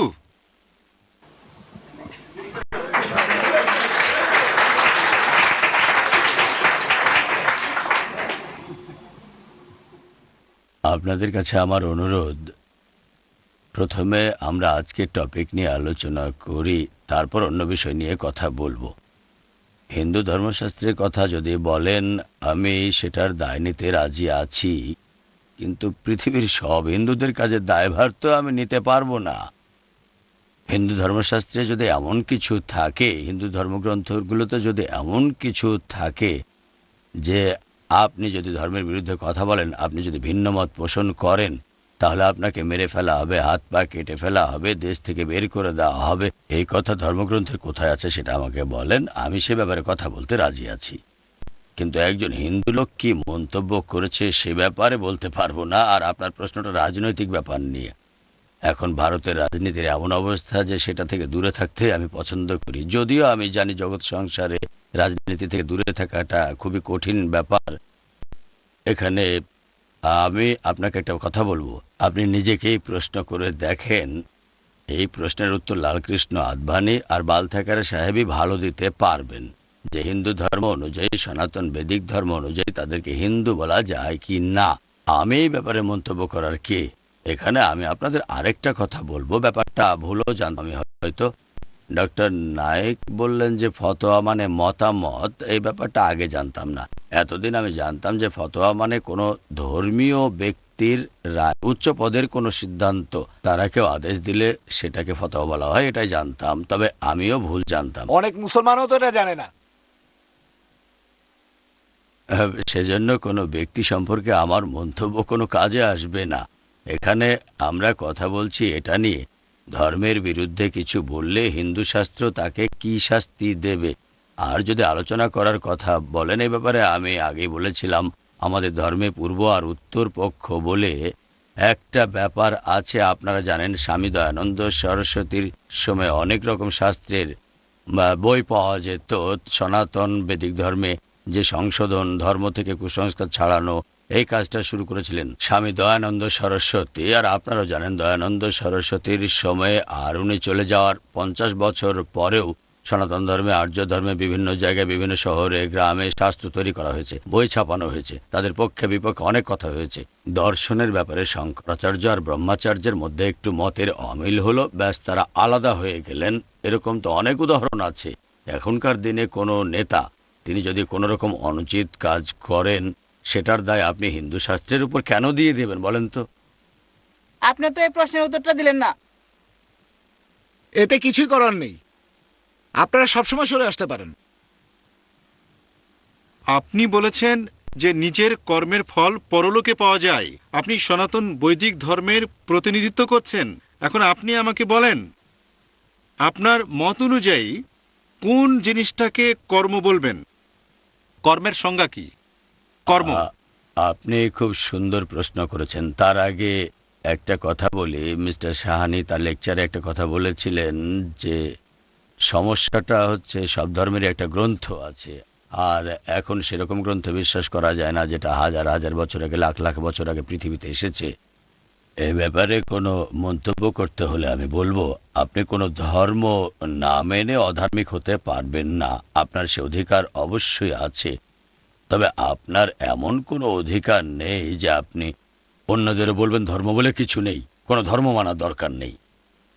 একটু মন দিয়ে শোনেন, আপনি হয়তো নাস্তিক, পরলোক মানেন না, এরকম মানুষ সবসময় থাকে, আগেকার দিনে ছিল, ভবিষ্যতেও থাকবে। অথবা হয়তো আপনি ধর্ম মানেন, ধর্মগ্রন্থ মানেন, কিন্তু যদি ধর্মগ্রন্থে পরিবর্তন আনতে চান তখন আমার এই প্রশ্নের উত্তর দেন যে কর্মের ফল পরলোকে মিলবে কি না। তাহলে যারা বিশ্বাস করে যে কর্মের ফল পরলোকে গিয়ে মিলবে তাদের জন্য এই প্রশ্ন। আর যদি ভাবেন কর্মের ফল পরলোকে মিলবে না, কর্মের ফলাফল ঈশ্বর দেবেন না, তাহলে তো আপনি ব্যাপারটাই বুঝতে পারছেন না যে ধর্মটা আসলে কি। এবারে আপনার প্রশ্নের উত্তর দিচ্ছি যে কর্ম বলতে কি বোঝায়। এই প্রশ্নটা হিন্দু ধর্ম করা যেতে পারে, অন্য ধর্ম থেকেও আসতে পারে। এটা আপনি বিভিন্ন সময়ে যা কিছু করছেন, পূজার সময় মন্দিরে গেলে হয়তো ধার্মিক হয়ে যেতে পারেন, এরকম কিছু আছে বলে আমি জানি না। হিন্দু ধর্মে কর্ম বলতে যা বোঝায় সকাল থেকে শুরু করে রাত পর্যন্ত, আর রাত থেকে শুরু করে সকাল পর্যন্ত 24 ঘন্টা 12 মাস, এভাবে সারা জীবন শরীর, মন আর ইন্দ্রিয় দিয়ে আমরা যা কিছু করে থাকি তার সবকিছুই কর্ম। এই ব্যাপারটা আপনারা সব ধর্মের মধ্যে দেখতে পাবেন। আমি একজন মানুষকে কোন দৃষ্টিতে দেখছি সেটাও একটা কর্ম। যদি আমি তাকে ভালো দৃষ্টিতে দেখি তাহলে পুণ্যের কাজ করছি, যদি তাকে খারাপ দৃষ্টিতে দেখি তাহলে পাপ করছি, এর শাস্তিও পেতে হবে আমাকে। কর্ম বলতে শুধু হাত আর পায়ের কাজগুলোকে বোঝায় না, শরীর, ইন্দ্রিয়, মন, বুদ্ধি, এই সব কিছু দিয়ে আমরা যে কাজগুলো করি তার সবগুলোই হচ্ছে কর্ম। তবে ব্যাপারটা এমন না যে কর্মের ফলাফল আমরা শুধু এখানেই পাবো। প্রত্যেক কর্মের কিছু ফলাফল পরলোকেও ভোগ করতে হবে। যে লোক ঈশ্বরে বিশ্বাস করে না, যে লোক পরলোকে বিশ্বাস করে না, তার সাথে পরে কথা বলবো। আমার এই প্রশ্নের উত্তর তার জন্য নয়। যে ঈশ্বরে বিশ্বাস করে না তার সাথে আমি এই ব্যাপারে কথা বলবো না, ঈশ্বরই তার বিচার করবেন। আপনার যদি মনে হয় তাহলে শাস্ত্র বাদ দিতে পারেন, আপনি যা বলবেন, কোরআন মানবেন না, বেদ মানবেন না, বাইবেল মানবেন না। তবে আপনার বুঝতে হবে আপনার মতো কিছু মানুষ ধর্ম মেনে চলে, ঈশ্বরে বিশ্বাস করে। আপনি মানতে না চাইলে মানবেন না, তবে যে ঈশ্বরে বিশ্বাস করে সে এটাও মানে যে কাজগুলো করছে ঈশ্বর সেগুলো দেখছেন। আমরা চাপিয়ে দিই না। আর 2 মিনিট আমি সময় চাচ্ছি। একবার এক গুরু তার শিষ্যদের শিক্ষা দেওয়ার পর প্রত্যেককে একটা করে ফল খেতে দিলেন, আর ফলটা খাও, এমন জায়গায় বসে খাবে যেটা কেউ দেখতে না পায়। কেউ বলল আমি ঘরের দরজা বন্ধ করে খেয়েছি, বলল পানিতে ডুব দিয়ে খেয়েছি, কেউ বলল জঙ্গলের ভেতরে গিয়ে খেয়েছি। এক শিষ্য এসে বলল যে গুরুজি, এমন জায়গা তো পেলাম না যেখানে কেউ দেখতে পাচ্ছে না, সেজন্য ফলটা এখন আমার সাথে আছে। তাহলে এভাবে যদি চিন্তা করেন যে আমার কাজগুলো কেউ না কেউ একজন দেখছেন, এখানে কিছু না পেলেও পরকালে আপনি ফল পাবেন, তাহলে খারাপ কাজ করতে পারবেন না। আরও একটা কথা বলি আমি, আপনারা না হয় ধরে নেন ধর্ম একটা কাল্পনিক জিনিস, ধরে নেন আমরা মানি না ধর্ম কাল্পনিক, আমরা এটাকে সত্য বলে মানি। তবে অনেকে বলে যে ধর্ম আফিমের গুলির মতো। আচ্ছা, ধরে নিলাম ধর্ম আফিমের গুলি, তবে সমাজের ভালোর জন্য এই আফিমের গুলিটার অবশ্যই প্রয়োজন আছে, না হলে যে ভ্রষ্টাচার আসবে সেটাকে ঠেকানো খুবই কঠিন হয়ে যাবে, চারিদিকে তখন শুধু বিশৃঙ্খলাই চলবে। এখন সমাজের অবস্থা এমন যে পরলোক আর ঈশ্বরের উপর থেকে মানুষের বিশ্বাস উঠে গেছে, ধর্মের উপর থেকে বিশ্বাস উঠে গেছে। এখন মানুষ শুধু নিজের বুদ্ধির উপর নির্ভর করে, কোনো অপরাধ করে পুলিশের কাছ থেকে পালিয়ে থাকতে হবে, পুলিশকে ঘুষ দিতে হবে, অথবা এরকম কোনো উপায়ে বেঁচে গেলাম, কোনো একটা অন্যায় যদি করে বেঁচে যেতে পারি তাহলে সেটা অপরাধ নয়। আমি কোনো অপরাধ করিনি, সেটা আসলে বুদ্ধিমত্তা। যার যত বুদ্ধি বেশি সে তত আয়োজন করে শাস্তির হাত থেকে বাঁচার চেষ্টা করে, যদি বেঁচে যায় তাহলে সব ঠিক আছে। অপরাধ বেড়ে যাওয়ার মূল কারণ হচ্ছে এটাই, যত বেশি সেকুলার সমাজ তৈরি করবেন অপরাধও তত বেশি বাড়বে, এটাকে থামাতে পারবেন না। এইসব অপরাধ আর অন্যায় কমানোর একমাত্র উপায় হচ্ছে এটা বিশ্বাস করবেন যে আপনার সব কর্মই ঈশ্বরের উপর থেকে দেখছেন। হ্যাঁ, আপনি কি কিছু বলতে যাচ্ছেন? আচ্ছা ঠিক আছে, বলেন। হ্যাঁ, দলিতদের কর্ম কি? কর্ম কি সকালে উঠে মুখ ধোয়া? এটা কর্মের বিষয় হয় না। যদি আপনি এই বিষয়টা নিয়ে বিস্তারিত কিছুই বললেন না, এটা কিছুই হয় না। আমার প্রশ্ন ডক্টর বিয়াসের কাছে, আপনি সনাতন ধর্মের প্রতিনিধিত্ব করছেন, এছাড়া আপনি বলেছেন যে ধর্মের মধ্যে নতুন কোনো সংযোজন হওয়ার প্রয়োজন নেই, এবং আমি আপনার, ঠিক আছে আপনি বলেননি, আপনি কি আমাকে বলবেন যে সনাতন ধর্মের কোন শাস্ত্রে হিন্দু শব্দ লেখা আছে, অথবা এটা কি লেখা আছে যে এই ধর্মে কেউ আসছে? যদি না থাকে তাহলে সনাতন ধর্মে হিন্দু শব্দ কোথা থেকে এসেছে, আর এই হিন্দু শব্দটা সনাতন ধর্মের সাথে কিভাবে সম্পর্কযুক্ত এবং তা কোথা থেকে এসেছে? আমি এ কথা বলিনি। আচ্ছা, এখানে আপনি হিন্দু শব্দটা সম্পর্কে যেটা ভাবছেন, পার্সিয়ানরা এদেশে আসার পর তারাই এখানকার লোকদের হিন্দু বলে ডাকা শুরু করলো, এই কথাটা আসলে ঠিক না। সত্যি বলতে আমাদের আদি গ্রন্থে হিন্দু শব্দটা একেবারে স্পষ্টভাবে উল্লেখ করা হয়েছে। হিন্দু শব্দটা আমাদের ধর্মশাস্ত্রে অনেকবার বলা হয়েছে। হিমালয় থেকে শুরু করে ইন্দুস সরোবর পর্যন্ত সব জায়গাতেই প্রচলিত। কোন শব্দের প্রথম আর শেষ অক্ষর, প্রথম অক্ষর আর শেষ অক্ষর দিয়ে শব্দটাকে সংক্ষেপে বলা হয়। যেমন কোনো ডাক্তার তার নামের প্রথমে লিখবে ডি আর লিখবেন, ডাক্তার শব্দের প্রথম অক্ষর ডি আর শেষ অক্ষর আর, ডি আর মানে ডক্টর, এমআর মানে মিস্টার। যেভাবে হিমালয় থেকে ইন্দু সরোবর পর্যন্ত দেশটা হচ্ছে হিন্দু দেশ, তারপর থেকেই এই হিন্দুদের দেশটাকে বলা হয় হিন্দুস্তান। এই কথাটা আপনারা পুরাণে পাবেন, কিছু প্রাচীন সাহিত্যও পাবেন। 2 নাম্বার, আপনি যদি ভাষা দিয়ে বিচার করেন, এই দেশটা সিন্ধু নদীর অববাহিকায়, সিন্ধু হলো এখনকার প্রধান নদ, সেই দেশটা হচ্ছে হিন্দুস্তান। এখন অনেক জায়গার লোক শকে হ উচ্চারণ করত, একইভাবে বলে সপ্তাহকে হপ্তা, সরস্বতীকে হরস্বতী। সেই একইভাবে সিন্ধু হয়েছে হিন্দু আর সিন্ধুস্তান হচ্ছে হিন্দুস্তান। আমি বলেছিলাম যে কোনো কিছু যোগ করা যাবে না, ধর্মশাস্ত্রের কথায় কিছু যোগ করা যাবে না, সেখানে পরিবর্তন করার কোনো অধিকারই আমাদের নেই, কারণ ফল দেওয়ার মালিক আমরা নই। আমি এতটুকুই বলেছি।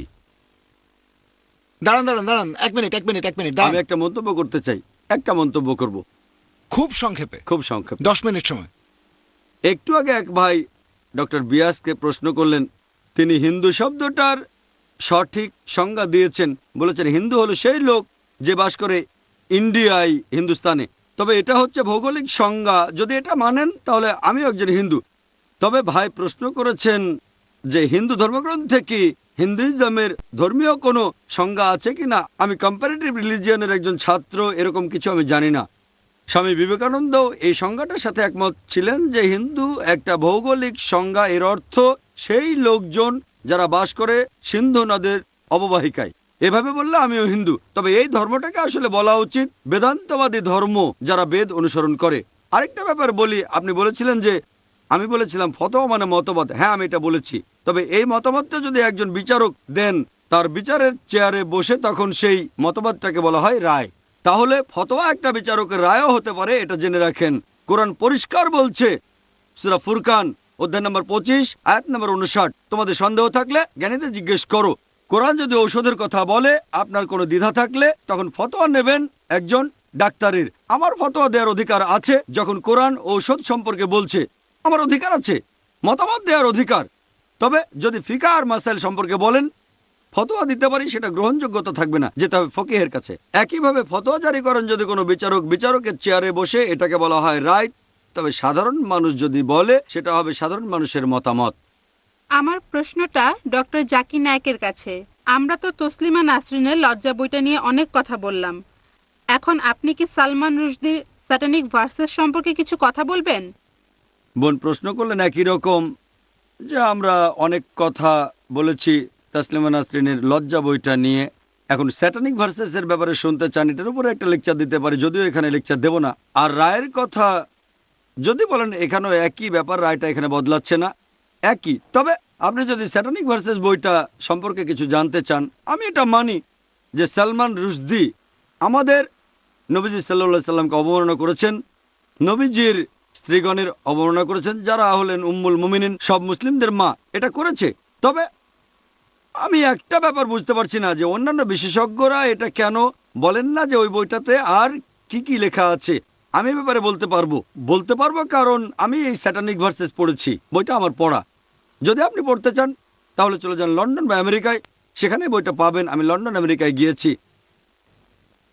আপনাদের সংক্ষেপে একটা ধারণা দেই, সালমান রুশদি কি লিখেছেন। মুসলিম চরিত্রগুলোকে অবমাননার পাশাপাশি তিনি তার রক্ষকদের নামেও নিন্দা করেছেন। ব্রিটিশ সরকার যারা তাকে রক্ষা করেছে তাদের নিন্দা করেছেন, একেবারে প্রথম পৃষ্ঠাতেই। অথবা বলতে পারেন প্রথম অধ্যায়ের প্রথম পৃষ্ঠা, অ্যাকচুয়ালি 3 নম্বর পৃষ্ঠা। তিনি এখানে লন্ডনবাসী নিন্দা করেছেন। তিনি লিখেছেন লন্ডন ভাই, প্রথম অধ্যায়ের প্রথম পৃষ্ঠায়, মানে 3 নম্বর পৃষ্ঠা, লন্ডন ভাই বলে নিন্দা করেছে। বিশ্বাস করেন এই শব্দটা আমি এখানে বলতে পারবো না। একবারে খ্রিস্টান ফাদারের সাথে আলোচনার সময় এই শব্দটা এসেছিল।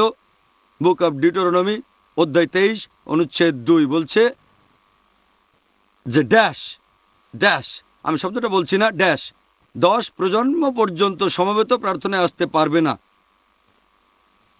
যদি শব্দটা জানতে চান তাহলে আমি ছোট্ট একটা কৌতুক বলছি।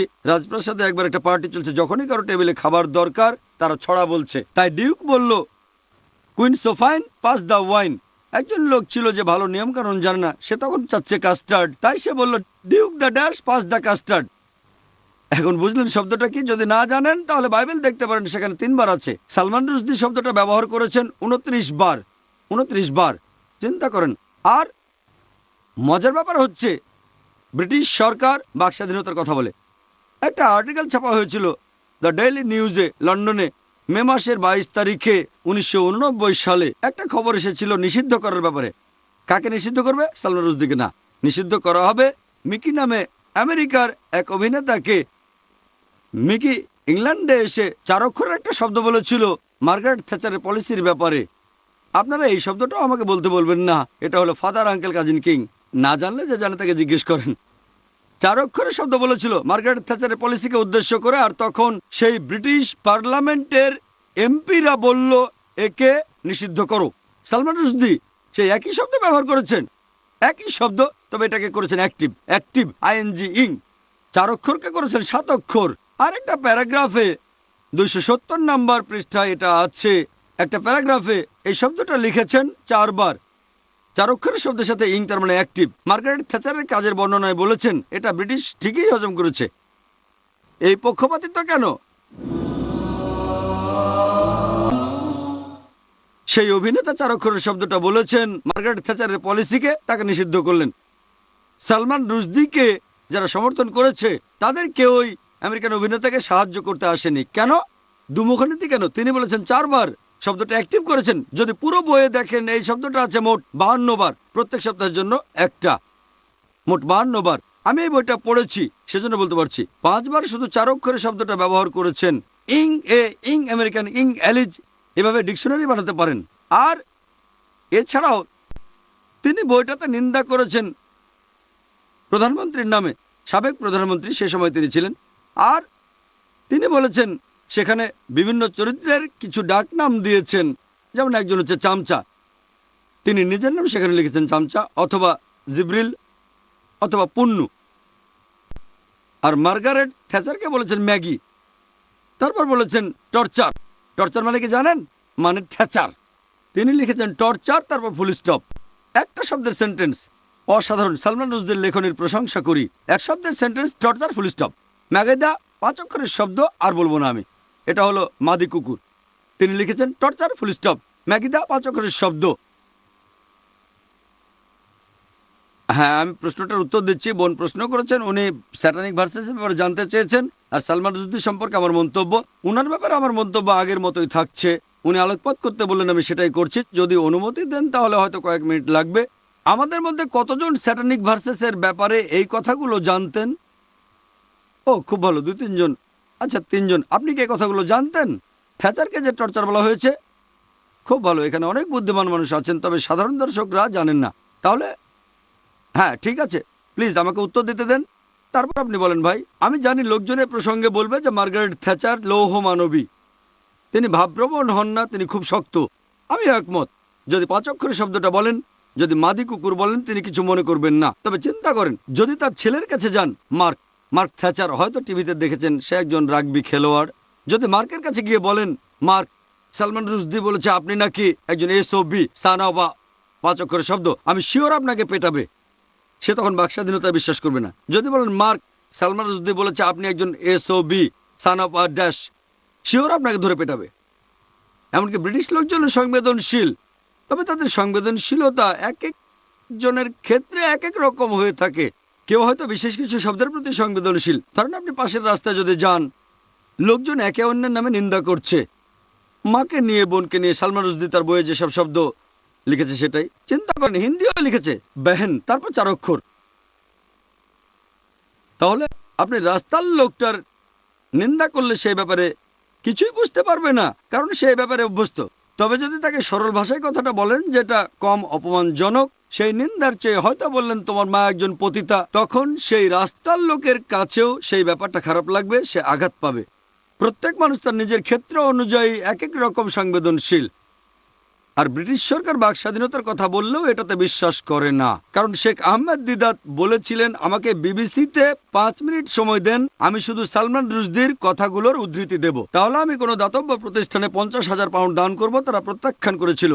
ABC, আমেরিকান ব্রডকাস্টিং কর্পোরেশন, প্রত্যাখ্যান করেছে। তিনি বলেছিলেন $50,000 দেবো শুধু উদ্ধৃতি দেওয়ার জন্য। আপনারা বাক স্বাধীনতায় বিশ্বাস করেন, আমি সালমান রুশদির বইয়ের উদ্ধৃতি দেবো আর $50,000 দেবো, রাজি হয়নি। এই হলো তাদের বাক স্বাধীনতার অবস্থা। আর মন্তব্যের ব্যাপারে যদি বলেন, তসলিমা নাসরিনের ব্যাপারে যা বলেছিলাম এখানে সেটাই বলবো। আমি কিছু বলতে চাই সংক্ষিপ্তভাবে। আমি আগেই বলেছি যে খোমেনির ফতোয়া অমার্জনীয়।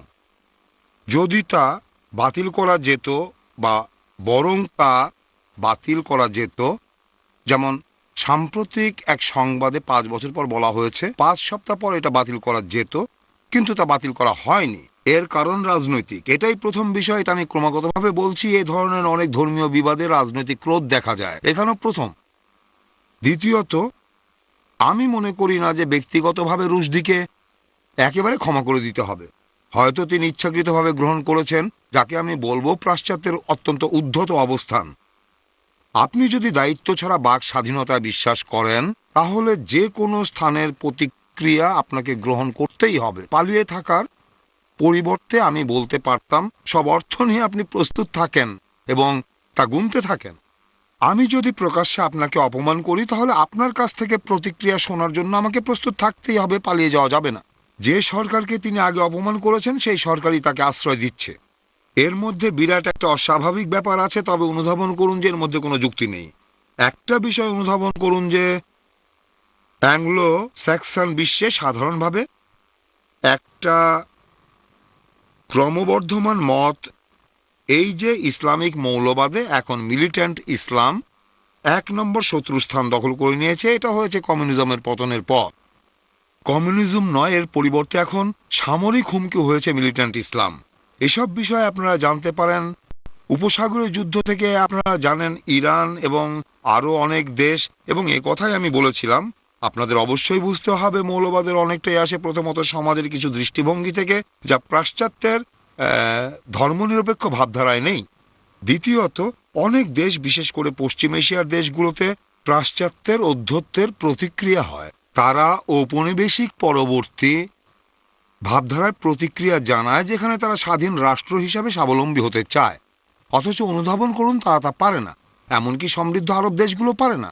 আপনারা আসলে বোঝার চেষ্টা করুন যে এই ধরনের ফাঁপা প্রতিক্রিয়া হয় রুশ দিয়ে একটা প্রতীক, বা জর্জ বুশ একটা প্রতীক, বা ইসরায়েল হলো একটা প্রতীক। এসব কিছুই বিশাল ও অত্যন্ত জটিল বৈশ্বিক পরিমণ্ডলে, যেখানে ইসলামিক মৌলবাদ হলো সর্বশেষ হুইপিং বয়।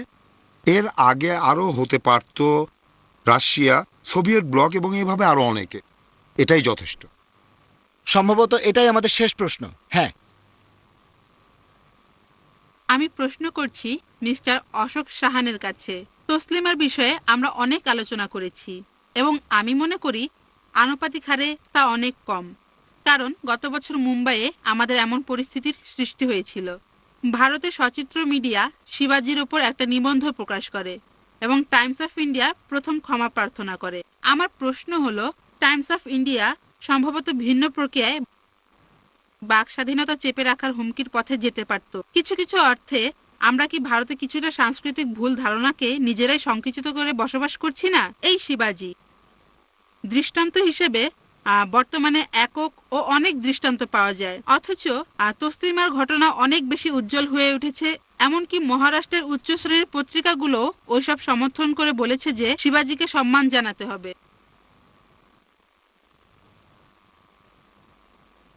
আমি আপনার সাথে সম্পূর্ণ একমত। এখানে আসল কথা হলো এই যে কাউকে যদি সম্মান করতে হয় তাহলে তাকে সমালোচনার বাইরে রাখতে হবে। আমি মনে করি না যে আমরা যে সমাজে বাস করি সেখানে এই নীতি কার্যকর হবে। আমি মনে করি প্রত্যেকের সমালোচনা করা যায়, প্রত্যেক বিষয় সমালোচনা করা যায়। কেন না? কেন নয়? হতে পারে তার ধর্ম, হতে পারে ধর্মীয় ব্যক্তিত্ব, হতে পারে রাজা, হতে পারে যারা ক্ষমতায় আছে। কেন নয়? এটাই তো বাক স্বাধীনতা। এই প্রশ্নটা সভাপতির কাছে। আমাকে আমি আপনাকে একটা প্রশ্ন করতে চাই। ঠিক আছে। আমি আশা করি আপনি একজন সাংবাদিক, সেজন্য এই প্রশ্নটা আপনার কাছে করছি। আচ্ছা ভাই অশোক সাহানে বলেছেন সাংবাদিকরাই তসলিমা নাসরিনের জীবনকে সমস্যার মধ্যে ফেলে দিয়েছে তাদের দায়িত্বহীন আচরণের জন্য। আমরা লক্ষ্য করি সাংবাদিকরা প্রায়ই দায়িত্বহীন কাজ করে। সাংবাদিক সমাজে এমন সাংবাদিকের জন্য কি শাস্তির ব্যবস্থা আছে? কারণ তাদের দায়িত্বহীনতার জন্য এদেশে অনেক সমস্যার সৃষ্টি হয়েছে, এদের কারণে অনেকেই বিপদের মধ্যে পড়েছে। সুতরাং আপনাদের সাংবাদিক সমাজে তাদের কি শাস্তির ব্যবস্থা আছে? আপনাদের সাংবাদিক সমাজ, এমন সাংবাদিকদের আপনারা কি শাস্তি দেবেন? পেশাগতভাবে আমি একজন সাংবাদিক, কিন্তু এখানে আমি সভাপতি, আর সভাপতি সবসময় বলে মন্তব্য নেই। এটাই আমার উত্তর।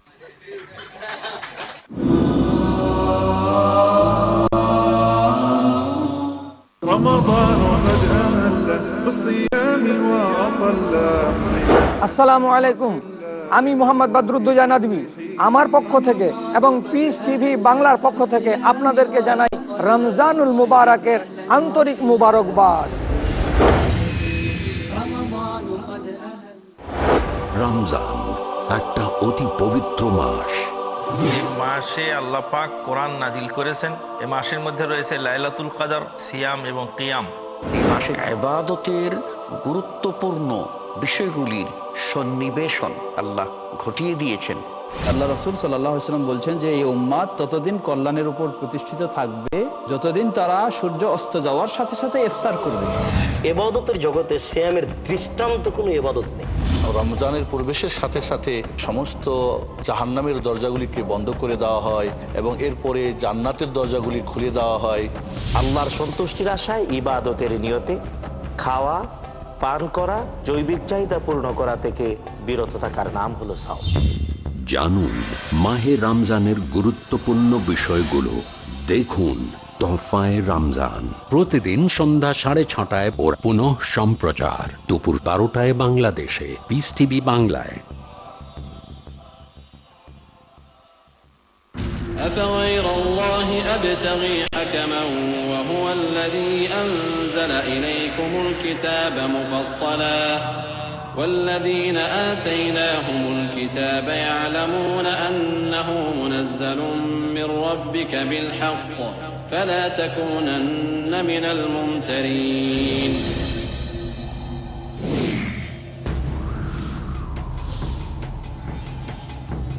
আল কোরআন মহান আল্লাহর পক্ষ থেকে মহানবীর প্রতি নাযিলকৃত সর্বশ্রেষ্ঠ বাণী।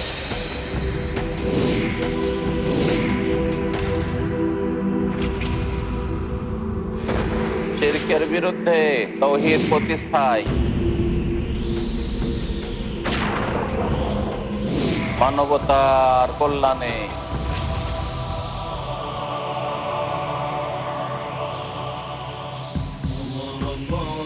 কত কার্যকরীভাবে কোরআন থেকে হিদায়াত নিয়ে কোটি কোটি মানুষের জীবন হলো আলোকিত। দেখুন আল কোরআনের আলো, কাল রাত ৯টায় বা পুনঃ সম্প্রচার দুপুর ১টায় বাংলাদেশে পিস টিভি বাংলায়।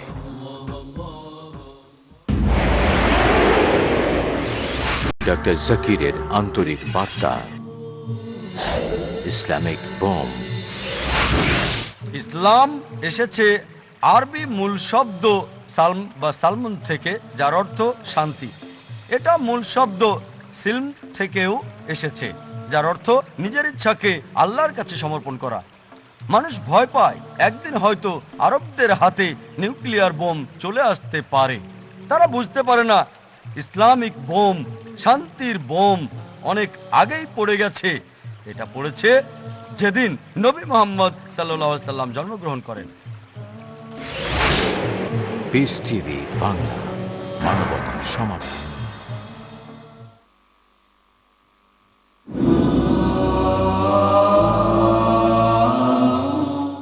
আচ্ছা, ধন্যবাদ জ্ঞাপনের জন্য এখানে কে আছেন বা এখন কি প্রক্রিয়া হবে? মাফ করবেন, কি বলছেন? মানে এখন কি হবে এখানে? আমরা কি সিদ্ধান্তে আসলাম? আমরা কি মৌলবাদকে বিরোধিতা করব নাকি মৌলবাদীদের আমরা সমর্থন করব? এবারে কর্মের উপরে শেষ প্রশ্ন। আমি মনে করি ভারতীয় হিসেবে আপনারা কর্ম সম্পর্কে অনেক কিছু লক্ষ্য করেন। এটা দিয়ে শেষ করাই ভালো। হ্যাঁ, শেষ প্রশ্ন, নিশ্চিতভাবে শেষ প্রশ্ন। দলিতদের কর্ম কি? একটা কথা স্পষ্ট করে বলি, হিন্দু শাস্ত্রে দলিত বলে কোনো শব্দ উল্লেখ করা নেই। ইংরেজরা নিচু বর্ণের হিন্দুদেরকে এই নামটা দিয়েছিল। আমাদের সমাজে বড় ভাই আর ছোট ভাই, তার মানে অগ্রজ আর অন্তজের একটা ব্যাপার আছে।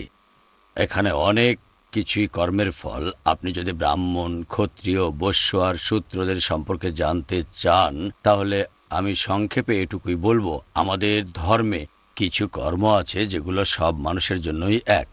সত্রিয়া, ক্ষমা, দমহা, আস্তেয়াম, শৌচামেন্দ্রিয় নিগ্রহ, এই সব কর্মের কথা মনু বলেছেন। এগুলোর ফলাফল সব মানুষের জন্য এক। তবে কিছু কিছু কর্ম আছে যেগুলোর ফলাফল ব্যক্তিভেদে আলাদা রকমের হয়। এখন ফলাফল ব্যক্তিভেদে আলাদা হওয়ার মানে এই নয় যে অমুক বড় আর অমুক ছোট, এরা ভালো এরা খারাপ, এটা সম্মানজনক ওটা অসম্মানজনক। সমাজের ভালোর জন্য এদের সবাইকে আমাদের প্রয়োজন আছে। সমাজের জন্য যেগুলো করা আবশ্যক সেগুলোকে আমরা কখনোই ছোট বা অসম্মানজনক বলে মনে করব না। আমি আরও একটা কথা বলতে চাই। আমি একজন বৈদ্য। যে কোনো হাসপাতালে, যে কোনো দাওয়াখানায়, আমি আর 2 মিনিট বলবো, যে কোনো হাসপাতালে, যে কোনো দাওয়াখানায় নিয়মটা কিন্তু একরকম না যে রোগী সেখানে পছন্দ মতো নিজের ওষুধ নিচ্ছে। সব জায়গায় নিয়ম হচ্ছে রোগী সেখানে একজন ডাক্তারের কাছে তার সমস্যার কথা বলে, ডাক্তার তখন তাকে পরামর্শ দেয়, আপনার এই অসুবিধা, এই ওষুধ খেলে সমস্যাটা ঠিক হয়ে যাবে। হিন্দু ধর্মের নিয়মটা আসলে ঠিক এরকমই। আপনি যেটা সঠিক বলে মনে করবেন সেটাই করবেন, সেটাই আপনার ধর্ম হয়ে যাবে, তার ফলাফল আপনি পাবেন। ব্যাপারটা এরকম না। আপনার কি করা উচিত সে ব্যাপারে ধর্মশাস্ত্রই আপনার পথ বলে দেবে। সেই অনুযায়ী কাজ করলেই ভালো ফল পাবেন আপনি। এটাকে যে বাধা মনে করবে, অপমানজনক মনে করবে, এতে করে যার মধ্যে ধর্মশাস্ত্রের প্রতি বিদ্বেষ তৈরি হবে, আমার মতে সে ভুল করছে। এখানে গল্পটা তার। কারণ মনে করেন, আমি আরেকটা উদাহরণ দিচ্ছি। ধরেন আমার কাছে 4 জন রোগী আসলো, আর একজনকে গুলিয়ে দিলাম, একজনকে তিতা ওষুধ, একজনকে হার্বাল টনিক, আরেকজনকে চ্যবনপ্রাশের মতো মিষ্টি ওষুধ খেতে দিলাম। এখন আমার উদ্দেশ্য যদি ভালো থাকে, যদি আমি 4 জন রোগীকে সুস্থ করার চেষ্টা করি, যার অসুখ গুলিতে সারবে তাকে গুলি দিয়েছি, যার তিতা ওষুধে সারবে তাকে তিতা ওষুধ দিয়েছি, যার চ্যবনপ্রাশে কাজ হবে তাকে চ্যবনপ্রাশ দিয়েছি। যতক্ষণ পর্যন্ত আমার উদ্দেশ্য ভালো হবে, আমি সবাইকে সুস্থ করার চেষ্টা করছি, ততক্ষণ পর্যন্ত আমার বিরুদ্ধে পক্ষপাতিত্বের অভিযোগ আনতে পারবেন না যে ওকে মিষ্টি ওষুধ দিয়েছেন আর ওকে তিতা ওষুধ। আমার উদ্দেশ্য খারাপ হলে দোষ দিতে পারেন, ধর্মশাস্ত্র বা ঈশ্বরের উদ্দেশ্য খারাপ এটা আমরা মানতে পারি না। এখন কার কল্যাণ কোন কর্মে হবে সে ব্যাপারে ঈশ্বর আর পরবর্তীতে ঋষিগণ যা বলেছেন সেগুলো মেনে চলাই হচ্ছে আমাদের জন্য ভালো। আমরা যদি মনে করি যে এই কাজটা করলে আমাদের কল্যাণ হবে, তাহলে সেরকমই হবে যে আপনি একটা হাসপাতাল চালু করলেন, সব ওষুধ আছে, রোগী এসে পছন্দ মতো ওষুধ নিয়ে চলে যায়। এরকম হলে কি হবে সেটা আপনি ভেবে দেখেন। যে কর্মের কথা বলছেন তা কি আপনি করেন? এই কর্ম কি আপনি করেন? এটা তো একেবারে ব্যক্তিগত প্রশ্ন হয়ে গেল। এটা কিভাবে ব্যক্তিগত প্রশ্ন হলো? আপনি আমাকে জিজ্ঞেস করছেন আমি এগুলো করি কিনা। আপনার ধর্মশাস্ত্র যা বলছে আপনার কর্ম কি তার উপর নির্ভর করে? আমি এই প্রশ্নের উত্তর দিতে তৈরি আছি, তবে তার আগে একটা জিনিস জেনে নেই যে আপনি কি আমার ব্যাপারে জানেন যে আমি কি করি, কোন কাজ করি। আচ্ছা, আরেকটা কথা, এটা তাহলে মেনে নেন আমি এই কথাটা বলি, যদি এই কর্মগুলো ঠিক মতো করি তাহলে ফল ভালো পাবো, আর যদি ওই সব কর্ম ঠিক মতো না করি তাহলে আমার অকল্যাণ হবে। এর চেয়ে বেশি আপনি বা আপনারা কি করবেন? না, এখন কোনো প্রশ্ন করতে পারবেন না। আচ্ছা, আমি আরেকটা কথা বলি, আপনাদের আরেকটা কথা বলি। আমি আস্তিক, এক মিনিট, আমি আস্তিক হওয়ার চেষ্টা করি। এছাড়াও আমি বলবো আমি ধর্মশাস্ত্রের প্রত্যেকটা অক্ষরের উপর বিশ্বাস করি আর সেগুলো বেশি করে পালন করার চেষ্টা করি। একেবারে অক্ষরে পালন করা আমার মতে এখন কারো পক্ষেই সম্ভব না, তবে আমি ব্যক্তিগতভাবে বেশি পালনের চেষ্টা করি, এই আশ্বাসটা আপনাদের দিতে পারি। ব্রাহ্মণের কাজ হচ্ছে যজ্ঞ করা, অন্যদের করানো, শিক্ষা দেয়া, শিক্ষা নেয়া, দান আর প্রতিগ্রহ। ব্রাহ্মণদের যে 6টা কর্মের কথা আছে সেগুলো আমি বেশি করে পালন করার চেষ্টা করি, এটুকু আপনাদের বলতে পারি। এটা পালন না করলে দোষটা আমার, হিন্দু ধর্মশাস্ত্রের নয়। এর ফলাফল আমি পাবো, হিন্দু শাস্ত্র বা অন্য কেউ পাবে না। আমার মনে হয় এই উত্তর। আচ্ছা, এটাই নিশ্চয়ই শেষ প্রশ্ন আমাদের। প্রশ্নটা ডক্টর জাকির নায়েকের কাছে। তসলিমা নাসরিন যে উদ্ধৃতি দিয়েছেন তাতে বলা হয়েছে যে মহিলারা তোমাদের শস্যক্ষেত্র, তোমরা যেভাবে ইচ্ছে যেতে পারো। এ বিষয়ে আপনি কি কোনো মন্তব্য করবেন? ধন্যবাদ। আমিও একমত। তসলিমা নাসরিন বলেছেন, আমি সে বিতর্কিত কলামটা পড়েছি যেখানে তিনি বলেছেন যে কোরআনে উল্লেখ করা হয়েছে যে মহিলারা তারা শস্যক্ষেত্র, সরি এটা শস্যক্ষেত্র না, তিনি কথাটা বলেননি, একথা পবিত্র কোরআন বলছে। তিনি বলেছেন যে স্বামীদের কাছে স্ত্রীরা ফসলের জমি, শস্যক্ষেত্র না, কোরআন শস্যক্ষেত্রের কথা বলছে। তবে দুটোর অর্থ আসলে একই রকম। তসলিমা বলেছেন যে পবিত্র কোরআনে উল্লেখ করা আছে, তিনি কোনো রেফারেন্স দেননি যে স্বামীদের জন্য স্ত্রী হচ্ছে ফসলের জমি, তোমরা যেভাবে ইচ্ছা গমন করো। এটার সাথে তিনি বলেছেন যে মহিলাদের মনে করা হয় সম্পত্তি। তিনি কোরআনের উদ্ধৃতি দিয়েছেন সূরা ইমরান যে মহিলা, স্বর্ণ সবকিছু হচ্ছে সম্পত্তি, মহিলা, সন্তান, স্বর্ণ এবং ঘোড়া হলো সম্পদ। আবারও ভুল উদ্ধৃতি তিনি দিয়েছেন, তিনি পুরো আয়াতটা বলেননি। তিনি বলেছেন সূরা ইমরান অধ্যায় 3 আয়াত 14, যেখানে বলা হয়েছে যে নারী এবং সন্তান, নারী এবং সন্তান এবং স্বর্ণ ও রৌপ্য এবং ভালো জাতের ঘোড়া আর ক্ষেত খামার, মানুষ এই সম্পদ নিয়ে গর্ব করে। কোন মানুষ স্ত্রীকে নিয়ে গর্ব করে না? কোরআন বলছে নারী, স্ত্রী এবং মেয়ে থাকবে, আর ছেলে। কোন বাবা ছেলেকে নিয়ে গর্ব করে না? কোন স্বামী তার স্ত্রীকে নিয়ে গর্ব করে না? কোন স্বামী স্ত্রীকে নিয়ে গর্ব করে না যদি সে ভালো হয়? তাহলে কোরআন কোথায় বলছে যে তারা সম্পত্তির মতো? এবার প্রথম প্রশ্ন নিয়ে বলি যে কোরআন বলছে যে মহিলারা হলো ফসলের জমি, তিনি কোনো রেফারেন্স দেননি। আমি গোটা কোরআনের কোথায় খুঁজবো? এই কোরআনের কোথায় এটা লেখা আছে যে মহিলাদের ফসলের জমি ধরা হয়? রেফারেন্স হচ্ছে সূরা বাকারা অধ্যায় 2 আয়াত 223। তবে পুরো উত্তর পেতে হলে আমাদের যেতে হবে আগের আয়াতে, সূরা বাকারা অধ্যায় 2 আয়াত 222, তারপর আয়াত 223। 222 নম্বর আয়াত বলছে, লোকে যখন তোমাকে রজস্রাব সম্পর্কে জিজ্ঞেস করে, আমি কোরআন থেকে বলছি, চেক করে দেখতে পারেন, সূরা বাকারা অধ্যায় 2 আয়াত 222, লোকে যখন তোমাকে রজস্রাব সম্পর্কে জিজ্ঞেস করে তাদের বলো এটা বেদনাদায়ক ও অসুচি, সুতরাং রজস্রাব কালে তোমরা স্ত্রী সহবাস করবে না, পবিত্র হওয়ার পর তাদের নিকট গমন করো। আর সব ডাক্তারই আপনাকে বলবে রজস্রাবের সময় স্ত্রী সহবাস করবেন না, এতে স্ত্রী ব্যথা পাবে, আর এছাড়াও এতে কিছু রোগ তৈরি হতে পারে। এতে স্ত্রীর ক্ষতি হওয়ার পাশাপাশি স্বামীরও ক্ষতি হবে, তাহলে কোরআন বিজ্ঞানসম্মত, আর সেজন্যই বলছে রজস্রাবের সময় তোমরা স্ত্রী সহবাস করবে না।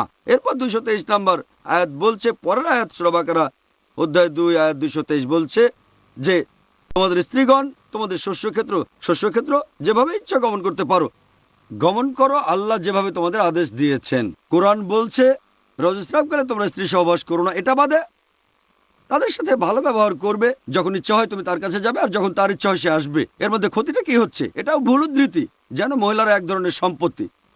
এই আয়াতটার সাথে আগের আয়াতটাও আসবে যেখানে বলা হয়েছে রজস্রাবকালে স্ত্রী সহবাস করবে কিনা, আর কোরআন বলছে না।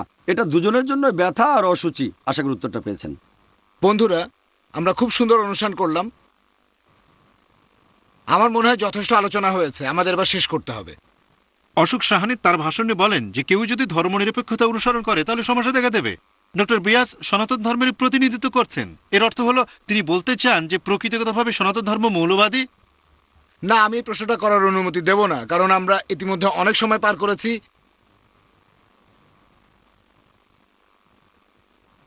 আমি একটু বলি। আচ্ছা, আমি আমাদের বক্তা যখন বলতে যাচ্ছেন, অনুমতি নিয়ে আমি হ্যাঁ, তাড়াতাড়ি করেন। আমরা বাক স্বাধীনতা নিয়ে কথা বলছি, প্রশ্ন করার স্বাধীনতাও এখানে থাকতে হবে। প্রশ্নটা কি আরেকবার বলবেন? আপনি যদি ধর্মনিরপেক্ষতা অনুসরণ করেন তাহলে আপনি কোনো সমস্যার সমাধান করতে পারবেন না। অর্থাৎ আপনি সনাতন ধর্মের যে মত বা দৃষ্টিভঙ্গি আপনি বলতে চান তা হলো প্রকৃতিগতভাবে সনাতন ধর্ম মৌলবাদী। তাহলে আপনি মুসলিম মৌলবাদীকে দোষ দেবেন কেন? আপনার প্রশ্নের 3টা অংশ। প্রথম পয়েন্টটা ঠিক আছে। 2 মিনিট, প্রত্যেক অংশের জন্য 2 মিনিট। প্রত্যেকটার জন্য 2 মিনিট। ধন্যবাদ, ভেবেছিলাম পুরোটার জন্য 2 মিনিট। প্রথমেই বলি যে সেকুলারিজম এটার বিপরীত শব্দ কিন্তু ফান্ডামেন্টালিজম বা মৌলবাদ নয়। সেকুলার শব্দের বিপরীত শব্দ ধর্মে বিশ্বাস, ঈশ্বরকে বিশ্বাস করা, মৃত্যুর পরের জীবনে বিশ্বাস করা। এখানকার কাজের জন্য একজনের কাছে জবাবদিহি করতে হবে, সেটাতে বিশ্বাস করা। এগুলোই হচ্ছে সেকুলারিজম এর বিপরীত ধারণা। যদি এগুলো মেনে চলেন তাহলে সমস্যাগুলো সমাধান হবে, আর যদি না মানতে চান তাহলে সমস্যার সমাধান হবে না। আমি বলছি না যে মৌলবাদ দিয়েই সব সমস্যার সমাধান করা যায়, এটা 1 নম্বর। 2 নম্বর, আমি কিন্তু মুসলিম বা ইসলামী মৌলবাদকে কখনোই সেভাবে সমালোচনা করিনি। যদি ডক্টর জাকির নায়েকের কথা ঠিক হয়, উনি ফান্ডামেন্টালিজম বা মৌলবাদ সম্পর্কে যেটা বললেন যে মৌলবাদ মানে হচ্ছে যে ইসলাম ধর্মের মূলনীতিগুলো জানে, সেগুলো মেনে চলে, আদেশ নিষেধগুলো মেনে চলে, আমি তাহলে ওনার সাথে একমত যে মৌলবাদ মোটেও খারাপ না। এই ধরনের মৌলবাদকে সবাই স্বাগত জানাবে। এখানে দুর্ভাগ্যজনক বিষয় হচ্ছে অনেক ভালো জিনিসকে অপব্যবহার করা হয়। আমাদের চারপাশের অনেক কিছুকে অপব্যবহার করা হচ্ছে। অপব্যবহার করা হচ্ছে ইসলাম আর মৌলবাদকেও। আপনি ভালো করতে পারেন, খারাপও করতে পারেন। ঈশ্বরকে অপব্যবহার করা হয়েছে, ঈশ্বরকেও অপব্যবহার করা হয়েছে, ঈশ্বরকেও অপব্যবহার করছে। এখানে দায়ী হলো সেই লোক যে এই ধর্ম বা মৌলবাদের অপব্যবহার করছে। ধর্ম এখানে বাধা দিচ্ছে না কাউকে, এখানে ধর্মীয় মৌলবাদ কোনো রকম বাধা হয়ে দাঁড়াচ্ছে না। বাধা হলো ধর্মের অপব্যবহার। এরকম অপব্যবহার হলেই সেগুলো বাধা হয়ে দাঁড়ায়। গণতন্ত্রের অপব্যবহার বা সেকুলারিজমের অপব্যবহার হলে কি হয় আপনারা জানেন। আপনার প্রশ্নের আরেকটা অংশ যেন কি ছিল, উত্তর পেয়েছেন? আপনি সন্তুষ্ট? হ্যাঁ, আমরা সবাই সন্তুষ্ট। ধন্যবাদ। আজকের এই অনুষ্ঠানে উপস্থিত হওয়ার জন্য দর্শক শ্রোতা ভাই বোনদের অনেক ধন্যবাদ।